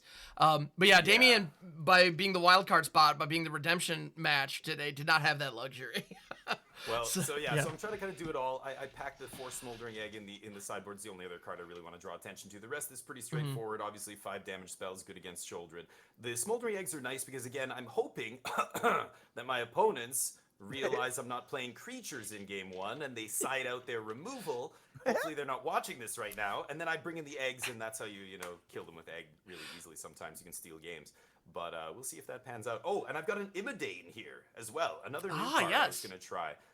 It seemed powerful. We've got a lot of, obviously, 0 creatures in the deck. We've got tons of burn. And this just does that much damage to the opponent's face. So, again, very great, but when you're playing no other creatures, that's the problem with decks like this. I played a lot of control decks that don't play many creatures. Your only creatures become lightning rods for all of their removal that's piling up in their hand and totally dead. And then you play the one creature and it just, bam, immediately eats a go for the throat or whatever. So I don't think it's good enough in the main deck. It's just going to die immediately every single game. But post board, again, if they shave some removal, which they might, post board, I bring in Egg and Imidane and see if we can do the trick. But that's smooth. That's a nice way to pivot around the opponent's sideboard. I like that. Yeah. Good stuff. I'm excited to watch this thing burn, baby, burn. Are you ready, Damien? So who am I playing? I don't even. You're gonna be up against Carlo. Carlo just eked out Astrals on the redemption vote by 1 vote, which was. It was incredibly close. And as a result, you're going to be going up against Mono Green. Oh, and so you're playing kind of a red. This is kind of a red control deck where you have a lot of 2 and 3 damage burn spells, and you're going to be going up against a lot of 4 or 5, 6 toughness creatures. So, do you like dinosaurs? Not when they're stomping on my face. I like them when they're skeletons, and they're just big skeletons. You just look, you're like, that would have been terrifying if that thing was alive. Damien, so you got wings on your channel. You're gonna make little dinosaur wings and little nuggets out of cook them all up. No, God, I have nightmares about dinosaurs now. Any words do you have to make prehistoric history on this grill of damnation you presented before us? Well, I just, Favretto's such a nice guy. I just want to say, good game, Favretto. Good. You're gonna die, Favretto. I'm gonna slay you and smear the wall with dinosaur blood. I can't wait, Favretto. I'll see you soon. Oh God, sorry. You know what? Hammer, what happened? I gotta stop. I got a little headache here. Good luck, Favretto. Wish you the best of luck, and may the best deck win. Ask Jekyll and Hyde to touch gloves, please. Okay, let's get ready. Touch gloves. There you go. All right, see you in the ring, David. Have a good time. Yep, there you go. Fight Club. All right, guys, we're gonna send them back. Oh my goodness, that was horrifying. Yeah, all right. I gotta wash my hand and get some rubbing alcohol here. I don't know. All right. So we are gonna go ahead. Yeah, we're sending Damien and his friend there back to the locker room, and we are getting ready for a fight here. This is gonna be fantastic. So we have Mono Red. Woo! We have Big Red. Woo! We've got Planeswalker Burn, and we're going up against Mono Green. Mono Green, baby. I gotta be honest. This is probably Carlo's. This is really good news for Carlo in this situation. I think he might have an edge on this matchup. We thought he had an edge against Numbskull until he got peppered to death by a little tiny shrimp flying in the air. That's fair. Actually, you have a point. And the other thing that I want to point out that I really appreciate, that I think is a lot of fun, is the players today in all of these decks that we've seen have brought some very interesting dynamic decks. But they also haven't been just like pure removal piles. Like, they're letting everybody kind of play the game, and that's really cool. And so, yeah, Carlo here, C. Favretto, starting with the Bushwhack on turn 1, just to go get another land. It's a mana-efficient play. Make sure to hit those land drops. Get in a deck where you can feel mana screwed with 4, lands on the battlefield. You want to just get as many as you can get. So that makes a lot of sense. Either player has yet to take a swing here. It's like, you go. Yep. You go. Yeah, Damien possibly looking at a hand full of burn and nothing to light up yet. Like when 2 people at a bar are about to fight, come on, hit me, bro. Hit me. Come on, man. Come on. Yeah, you want to fight? Let's do this. Come on, hit me. Let's go. Come on. What are you waiting for? What are you waiting I didn't hear for? no bell. All right. What do we get? All right. So, and yeah. Oh, here comes Koth. Yep. Yep. Now, Damien Koth rocking out Koth, actually doing the helped uptick. Gonna go grab a mountain. Because Koth's best attribute is its ult, and it comes relatively quickly in a red deck. Yep. Now, the Ulvenwald Oddity, fortunately, does have haste, so it's going to be able to provide some pressure. And now, all of a sudden, that Koth ultimate is pretty far away. Because normally, you can uptick it twice, and then you can ult it the following turn, and Koth survives the ult, assuming it hasn't taken damage, which does not happen often. That is not a common trait for Planeswalkers, which makes him especially interesting. But the moment you get that ultimate, you basically have a Valakut online for the rest of the game. Every mountain that you play is dealing direct damage to whatever you want, usually your opponent's face. So And I have not seen Carlos' avatar ever in my life, and I don't know how to feel about it. What's funny, because he's such like both of these guys are just like the nicest, chillest dudes, and I love the idea that they're both rocking bolas as their avatar. Bolas, yeah, it's true, but I mean the 5-headed goose is what? Oh, the goose mother. I love the goose. That's my pet on Arena right now too. I love it. There's 5 of them. They're gonna be. Yeah, the goose hydra. Nom, nom, nom, nom, nom. Oh man. Yeah. No, it's the Goose Mother. Actually, I had a draft where the Goose Mother showed up. It was phenomenal. It's got all right. So here comes an original artwork. It's crazy. Oh yeah, no, yeah, it 100% does. Carlos ramping up, and this is not in the spot where Damien wants to be. No, and so now the question is: do you kill Koth or do you flip the battle? What kind of burn you got, Damien's thinking like. If 5-mana open a full grip, I have a sneaking suspicion Damien's got something. Oh, going for the big score, discarding a reckless impulse. All right. Looking for more. Koth takes another moose to the face. Now, that said, Koth did draw Damien 2 mountains, if I'm not mistaken, as well as prevented 8 damage to the face. And here comes Chandra. Hope's Beacon. Let's go. 2 mana of any color, so there's 2 red mana. There's also the treasures. And here comes the Volcanic Spite, which is going to double because of Chandra's passive, which, by the way, is pretty freaking good. If you haven't had an opportunity to play with Chandra, Hope's Beacon, she is 100% worth 6 mana. I was muted. Oh, well, welcome back. I'm back. Yeah. I'm beside myself. Damien making use of Chandra. As Koth went down, and here's his big sister, Chandra, coming right out. Yep. Oh, my goodness. Yeah, of the 2, I would much rather have Chandra online. Now, that said, Green Sun's here. He's going for the dinosaur. Get it. X equals 7. Let's find it. There it is. There were 2 of them, in fact.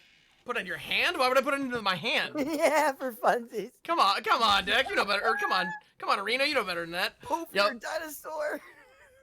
So there we go. So the hasty dino with ward is gonna knock out Chandra. It's a 3-turn combo here, or 3-turn clock by Damien. Oh my goodness. Wait, no way. Burn on the house. Followed by a Brotherhood's End. Okay, now 2 burns that don't target. It was a clean 2 for 1, but still. Followed by a 4/5. Okay. Oh, Carlos said, okay, that was nice. That was great. You know, he's just testing Damien's burn pile. But look at what's in hand. All right, so here comes it looks like Carlos thinking the Feral Encounter now, but the Feral Encounter, Carlos can find another creature, hopefully.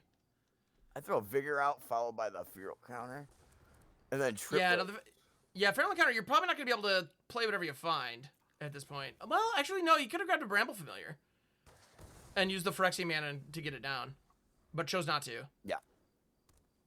All right, Damien's got 2 cards left. The thing is that each one of Carlos' creatures he puts out, that's 2 cards out of Damien's hand to deal with, usually. Yep, here's Volcanic Spite. And so this is kind of what we were talking about. So the adventure on Hearth Elemental. So you have to discard your hand as part of the resolution of that. And so Damien kind of hedged his bets, dealt 3 damage to the Defiler with the Hope. He got there! Yeah! Light of the Night Damien's finds an answer to the Defiler. Fire he can find at these dinosaurs. But here comes the Grub Triplets. So he needs a burn, a mass burn. Board wipe. It's board wipe or bust here. This has got to be a Brotherhood's End or a burn down the house. Like, because with these triplets, if any one of them dies, the others just get bigger. To the point where if I'm Carlo, I'm seriously considering using Bushwhack to smack one of those Gruff Triplets against the Elemental just to kill it, effectively sacrifice it. Anything. There we go. That's 100% what he's going to do. Yeah. Carlo's got a burning vengeance, and Numbskull really did a number on him, Damien. You're getting the blunt of this. Carlo's got something to prove here, and he's showing it. Oh, my goodness. Oh, jeez. Who hurt you, Carlo? Who hurt you? And yeah, the 2 6/6 grub triplets are gonna swing in, and now both those grub triplets being 6/6s. So if Vigor was out, it would actually buff the squad because you actually cap the sieges after they get hit. Correct. Yeah, Defiler would have seen all of those trigger, which would have been absolutely disgusting. Oh no. You got to do something. All so right. yeah, here's the worst case scenario for Big Red. Burn down. Now that said, there's by the Brotherhood, and he's pretty much got a comeback here. Yeah, I mean, I'm thinking I can't see an out that doesn't involve Chandra Hope's Beacon here. I mean, Chandra burn down Brotherhood is the only other option. Yeah, well, but even Brotherhood's End, like the triplets are now 6/6s, and so my thought is if you throw Chandra uptick, then Brotherhoods, you get 2 of them. Yep, here and it goes. Then the entire board gets wiped. 2 Brotherhood, come on, Damien. Yeah, you got another one in there? Brotherhood. No, dang it. Well, and here's the fetch quest. So the thing about Carlo's green deck, it is just haymaker after haymaker, and I saw a dinosaur hit the graveyard there. Oh, no. Boom. That's that. Oh, man. Ouch. He's all, like, riled up from Numbskull. Damien, he just got steamrolled by Salt. That was the... Again, both of these competitors have, like, I know they have the utmost respect for one another, and I know they're both incredibly classy, but, like... That was, like we said, that was exactly what we expect, or what I expected anyway, to see the red deck just kind of not have enough burn early to end the game, and then the green deck to just. He was short by 1 mass removal spell, like it was that close. But every single creature threat that Carlo played, for every 1, Damien had to do 2, sometimes even 3. Exactly. So that was the problem. Is Carlo would play 1 card, and then Damien would have to play 2 to answer it, and. Yeah, we all know that's just not sustainable. And on top of that, Carlo drew some real heat. Those last couple of draws were hot. Oh, guys, we're going to see how Carlo's sideboards, and we're going to tune in to the reigning, current returning champion, Damien F16. Indeed. All right, so yes, we're going to pop on over to Damien's, and let's see. Let's watch all the mass removal just go right in there. Right. Anything that interesting enough, there's still a Brotherhood's End in the sideboard, which is intriguing. With triplets, I'd run all of them. Right, honestly, yeah. Well, the problem is, even then, like, with the triplets, actually, because with the triplets, if you kill 1 of them, the others just get massive. And on top of this, if you're able to kill 2 of them, or if there are any survivors when the triplets die, then the rest of them are just absolutely... it's nuts. Make sure you wipe properly. I know, right? Yeah, front to back. Wait, what? No. Wait, what? Or no, that's right. Anyway, whatever. I don't know. I'm not a scientist. So I haven't thought about that in a very long time, okay? It's instinctual. All right, anyway. Here we go. We're back. It's instinctual. I'm not going to ask. But hey, I've been on autopilot on that particular front for a long time, okay? Is up. He ramps all right. Here. So. Oh, you guys. All right. I'm not slap happy, you're slap happy. All right, so the Iron Crag is live, and Damien now also has the ability to throw out the Celestis, get all of that ramp right now, and obliterate the Bramble Familiar while you're at it. We'll see if Damien take notes from Numbskull, is sweeping away the ramp. Oh, geez, I was hoping it did Another not Bramble happen Familiar again here. For Carlo's sake. And Carlo using the Bushwhack. I gotta say, Bushwhack is a phenomenal card. Yeah, I think it's just really solid. So... That and Dig Up are another great green. Yeah, Dig Up's another one, exactly. It's one of the... Oh, well, now, Damien, like a pro, used the Nahiro's Warcrafting and did not play his land drop first. Was very deliberate about how to tap the lands. And then it turns out the top 3 cards that he got a chance to look at were all lands. And as a result, was able to get some value out of one of them. And Celestis is going to casually get, effectively, loot a land away. It looks like Damien is debating on whether or not to play out Sokenzin or keep it back to channel. That Hearth Elemental's gotta hit the board soon, though, right? The goal ultimately with Hearth Elemental is to take advantage of the adventure. Card, yeah, that's what I'm saying, but like, it needs something on the board, I guess. Mm-hmm. No, there's definitely time and a place to just run out of 4 or 5. And I think, Damien wants to get a little extra value, and now he's gonna have the mana to obliterate Vorinclex, Brotherhood's End to kill it, and then cast out the adventure and draw 2 fresh cards. The thing is, if Damien wants, if he's going to be spending 2 cards versus Carlo to kill a spell against Carlo, he at least wants to get at least 2 for 2 out of that mix. So 2 for 1. But Vorinclex by itself is a force you have to deal with when it's out. 100%. Yeah. And so Damien doing the attack.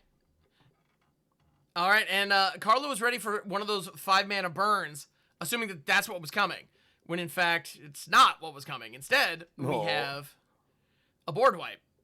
And as a result, Damien was able to get in 1 free damage and a poison, which may not be relevant, but you never know. He's able to play all 3 cards in his hand. Very well played, Damien. Bam, bam. That was a very efficient use of all those cards. Vorn who? I know, right? What Inclex? All right. And unfortunately, Damien is 1 mana shy of being able to cast out the Hearth Elemental. He just throws away that 1 mana. That's a nice 2-drop, if you ask me. Defiler Vigor makes things bigger, quicker. All right. I would hold that. Yeah, get rid of that. Go. Get rid of that mountain out of the way there. But about Vigor, now there's another force. Like, they have to be answered. Carlo with the angry Hedron. Honestly, this matchup is definitely rough for Damien. And the problem is a lot of the burn, a lot of the burn spells that Damien has in his deck are specifically designed to deal with creatures. And when you're going up against a lot of 3/3s or 2/2s, as we see, running around in Standard right now, it's not too hard. I mean, it's funny, these gigantic green creatures, they haven't been, saying that they've been like shadow banned or something is a little, maybe a little aggressive, but they're they're very difficult to play right now. I'm afraid is really what it comes down to. I think I would have big scored at least try and find some answer to clip Vigor, but yeah, Carlo plays. He's going right for the Rexy. Ooh. See, can he find it? No, I see a moose. There's a moose. There was another Defiler in there as well, I believe. It doesn't make the Defiler bigger, which is huge for Damien. Correct. Another Defiler, unless he's able to play a spell. If Carlo finds one little ramp guy, Damien's unable to touch the board, most likely. Yep. We want stronger here for Damien off the top. Yep, 100%. The difference between 6 toughness and 7 toughness is huge. Nahiri's Warcrafting and Immodane. No, that's a big girl. Yeah, she is. So, and Witchstalker Frenzy, that is huge. Okay. Oh, no. All right. So Immodane can come down, and all of a sudden, Nahiri's Warcrafting is dealing 5 damage to the creature and 5 damage to Carlo's face. Then we have the Witchstalker Frenzy, which would also deal 5 damage to a creature and 5 damage to Carlo's face. If Damien rafts with the Immodane out, it gets in it's plus 3/3. And then he can do damage across, right? Is it any target, or is it? The way that Immodane works is whenever a source you control deals non-combat damage, or whenever a spell you control that only targets one creature deals non-combat damage to that creature, then the damage also, hits the opponent's life total. And so here we have a situation where Damien is, so you'll note that Brotherhood Zen did not carry forward. However, this will. And so then here's Warcrafting. He's going to find a big score that Damien can't play. So, he's 1 mana away again from casting the Hearth Elemental. Yep.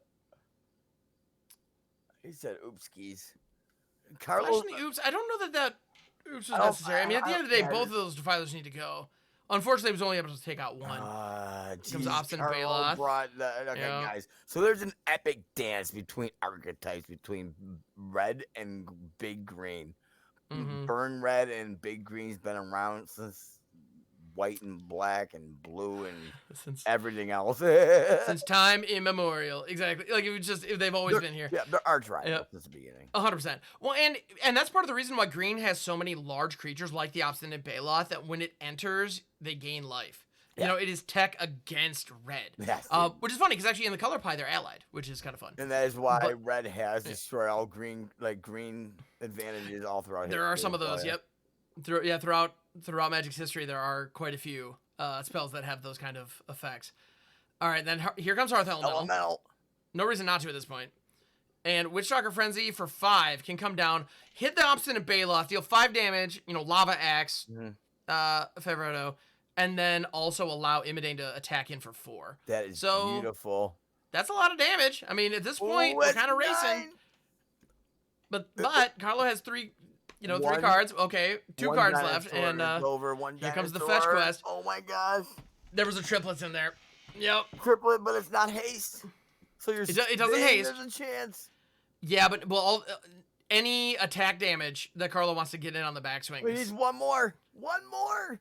Because Koth can shoot and lethal, right? Or I believe Koth can only shoot creatures, if I'm not mistaken. yeah, Koth, but does that it doesn't. Oh, it's instant sorcery for Imodane. Yes. Ooh. Yeah. Because that'd be nice if Koth could do it. Oh, Mirac's off the top. That is not what Damien wanted to He see. needs to loot this out, I believe. Yeah, I think you're right. Yep, activate. Activate. Celestivus for the rest of us. That- All that- right. you know me so well. Celeste right. for the rest of us. I love it. Yeah. And this also gains a life. It's kind of cold comfort right now, but you do what you got to do.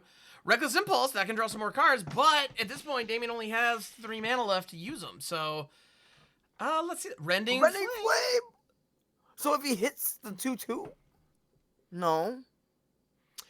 So he can deal 5 damage. And then 3 You can to get Carlo. one of the triplets or the 2/2 off the board. He can play both. So he can play the mountain right away. And then shoot. He doesn't want to basically, yeah, if he shoots a triplet, the other triplets get bigger. Then he They rendering flames 3 across. I think he can win right here. Rending Flame only hits one. So if he hits the triplet, the other triplets get bigger. Yep. And then he does 3. Oh no, he's one more not blocker. Yeah, exactly. There's he's doing Rending Flame's hitting one of the other triplets. And so the last remaining triplet is going to be Swole. And Trampling. It's going to be massive. If this, yeah. Oh, he's just one unblock away. Yeah, that Bramble Familiar being there to block is such a bummer here. Oh my goodness, that was so close. And here it is. The land, the good game. Wow, Damien threw And every scoop. fireball. Oh he my couldn't goodness. Find it, Carlo. Even a matchstick. Where'd my matches go?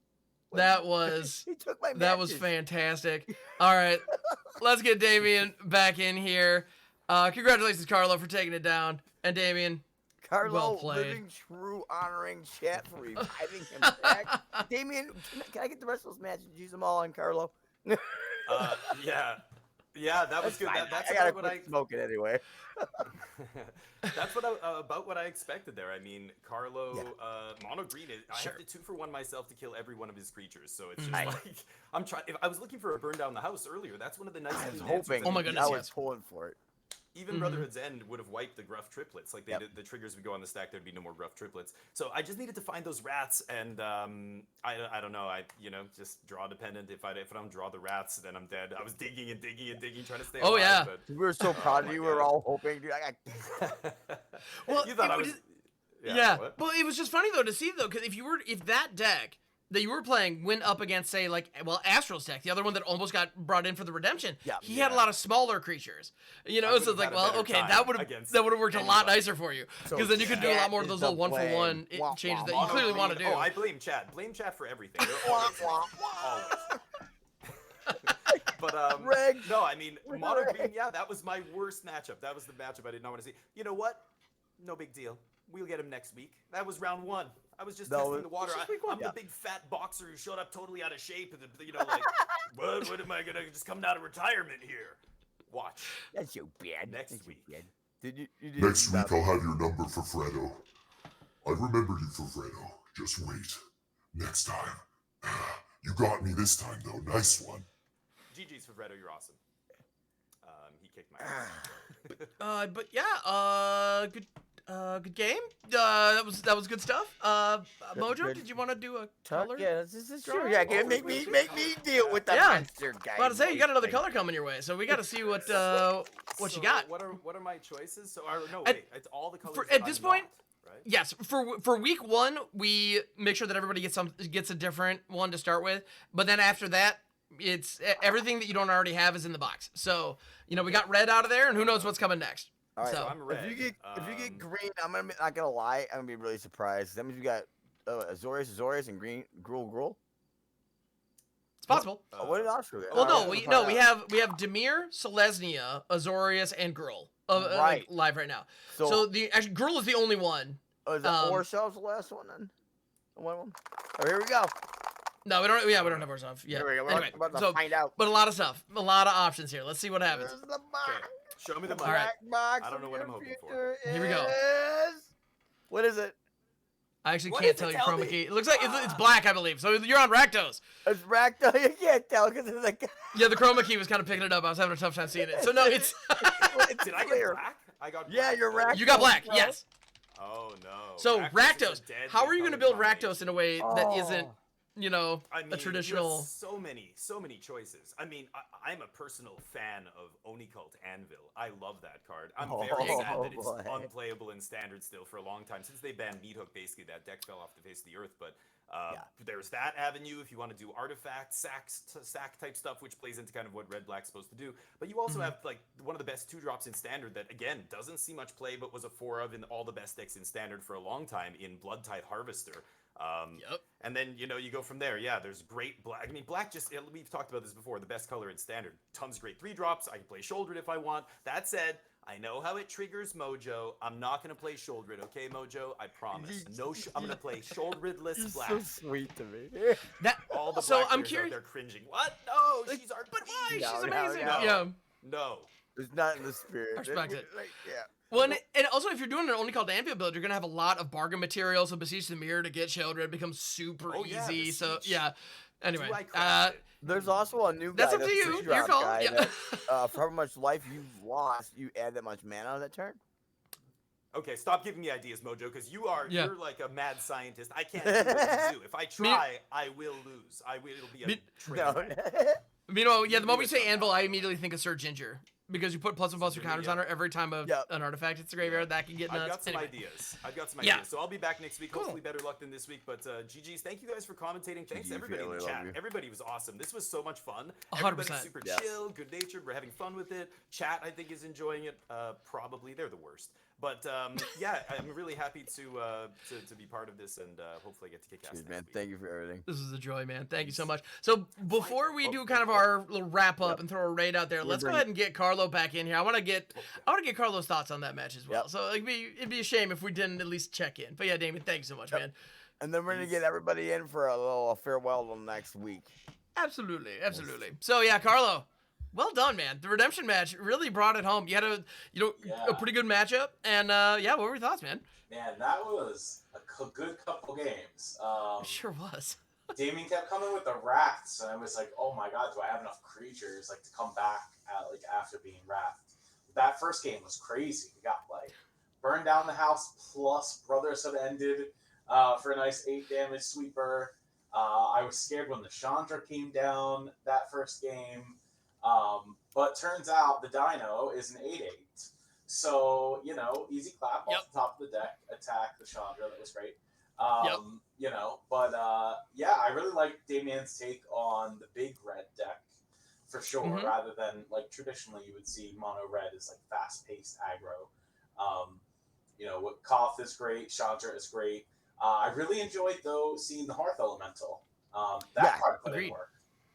That let Damien refill his hand up a couple After using times. the twofers, So that was some good times. But I mean, my green deck did what it was supposed to do. Ramp into the 100%. big creatures. That one game we had double Defiler of Vigor out on the battlefield, which required Damien to do some work to get rid of at least one. Absolutely. So we got to show like a versatility of the deck there, the ramp plus the Defiler side. So I was glad that the deck did what it was supposed to do. Damien had you 100%. on a cuff, dude. Like just a couple more, just one more actually burn Yeah. or one land at multiple times. You would have been if you watch this again. It was real close. Yeah. No, had the T-Rex not shown up when it did against that Chandra, No. that game would have been very different. Chandra, unchecked Chandra. Ooh. Yeah. No, great stuff. So yeah, well played, man. Good work. So yes, thank you so much. Love the And food, I'm very man. excited to see what you come up with for week 2. Aye. All right. Gruul's coming, baby, but is the Rex coming back? Well, That's a I good hope question. so. Maybe. I'm excited to see. Honestly, yeah, All right, why Carlo, not? Really? thank All you right, for rock on, everything. Carlo. Congratulations on your redemption fight. You got half a point there. Awesome. Absolutely on the On board. a redemption fight. So, guys, we're gonna bring everybody in from the Fight Club Indeed. crew. Just So, yes. give a thank you and a salute, and Y'all are gonna see Mojo twice because that's just how this works. All right. But yeah, everybody, all of our competitors, thank you so much for being here. Thank you for joining in. This has been an absolute delight. Phenomenal play all around. Yeah. Thank you, guys, if you accept next week's Fight Club challenge, touch gloves one last time. Hold on. Fight Club!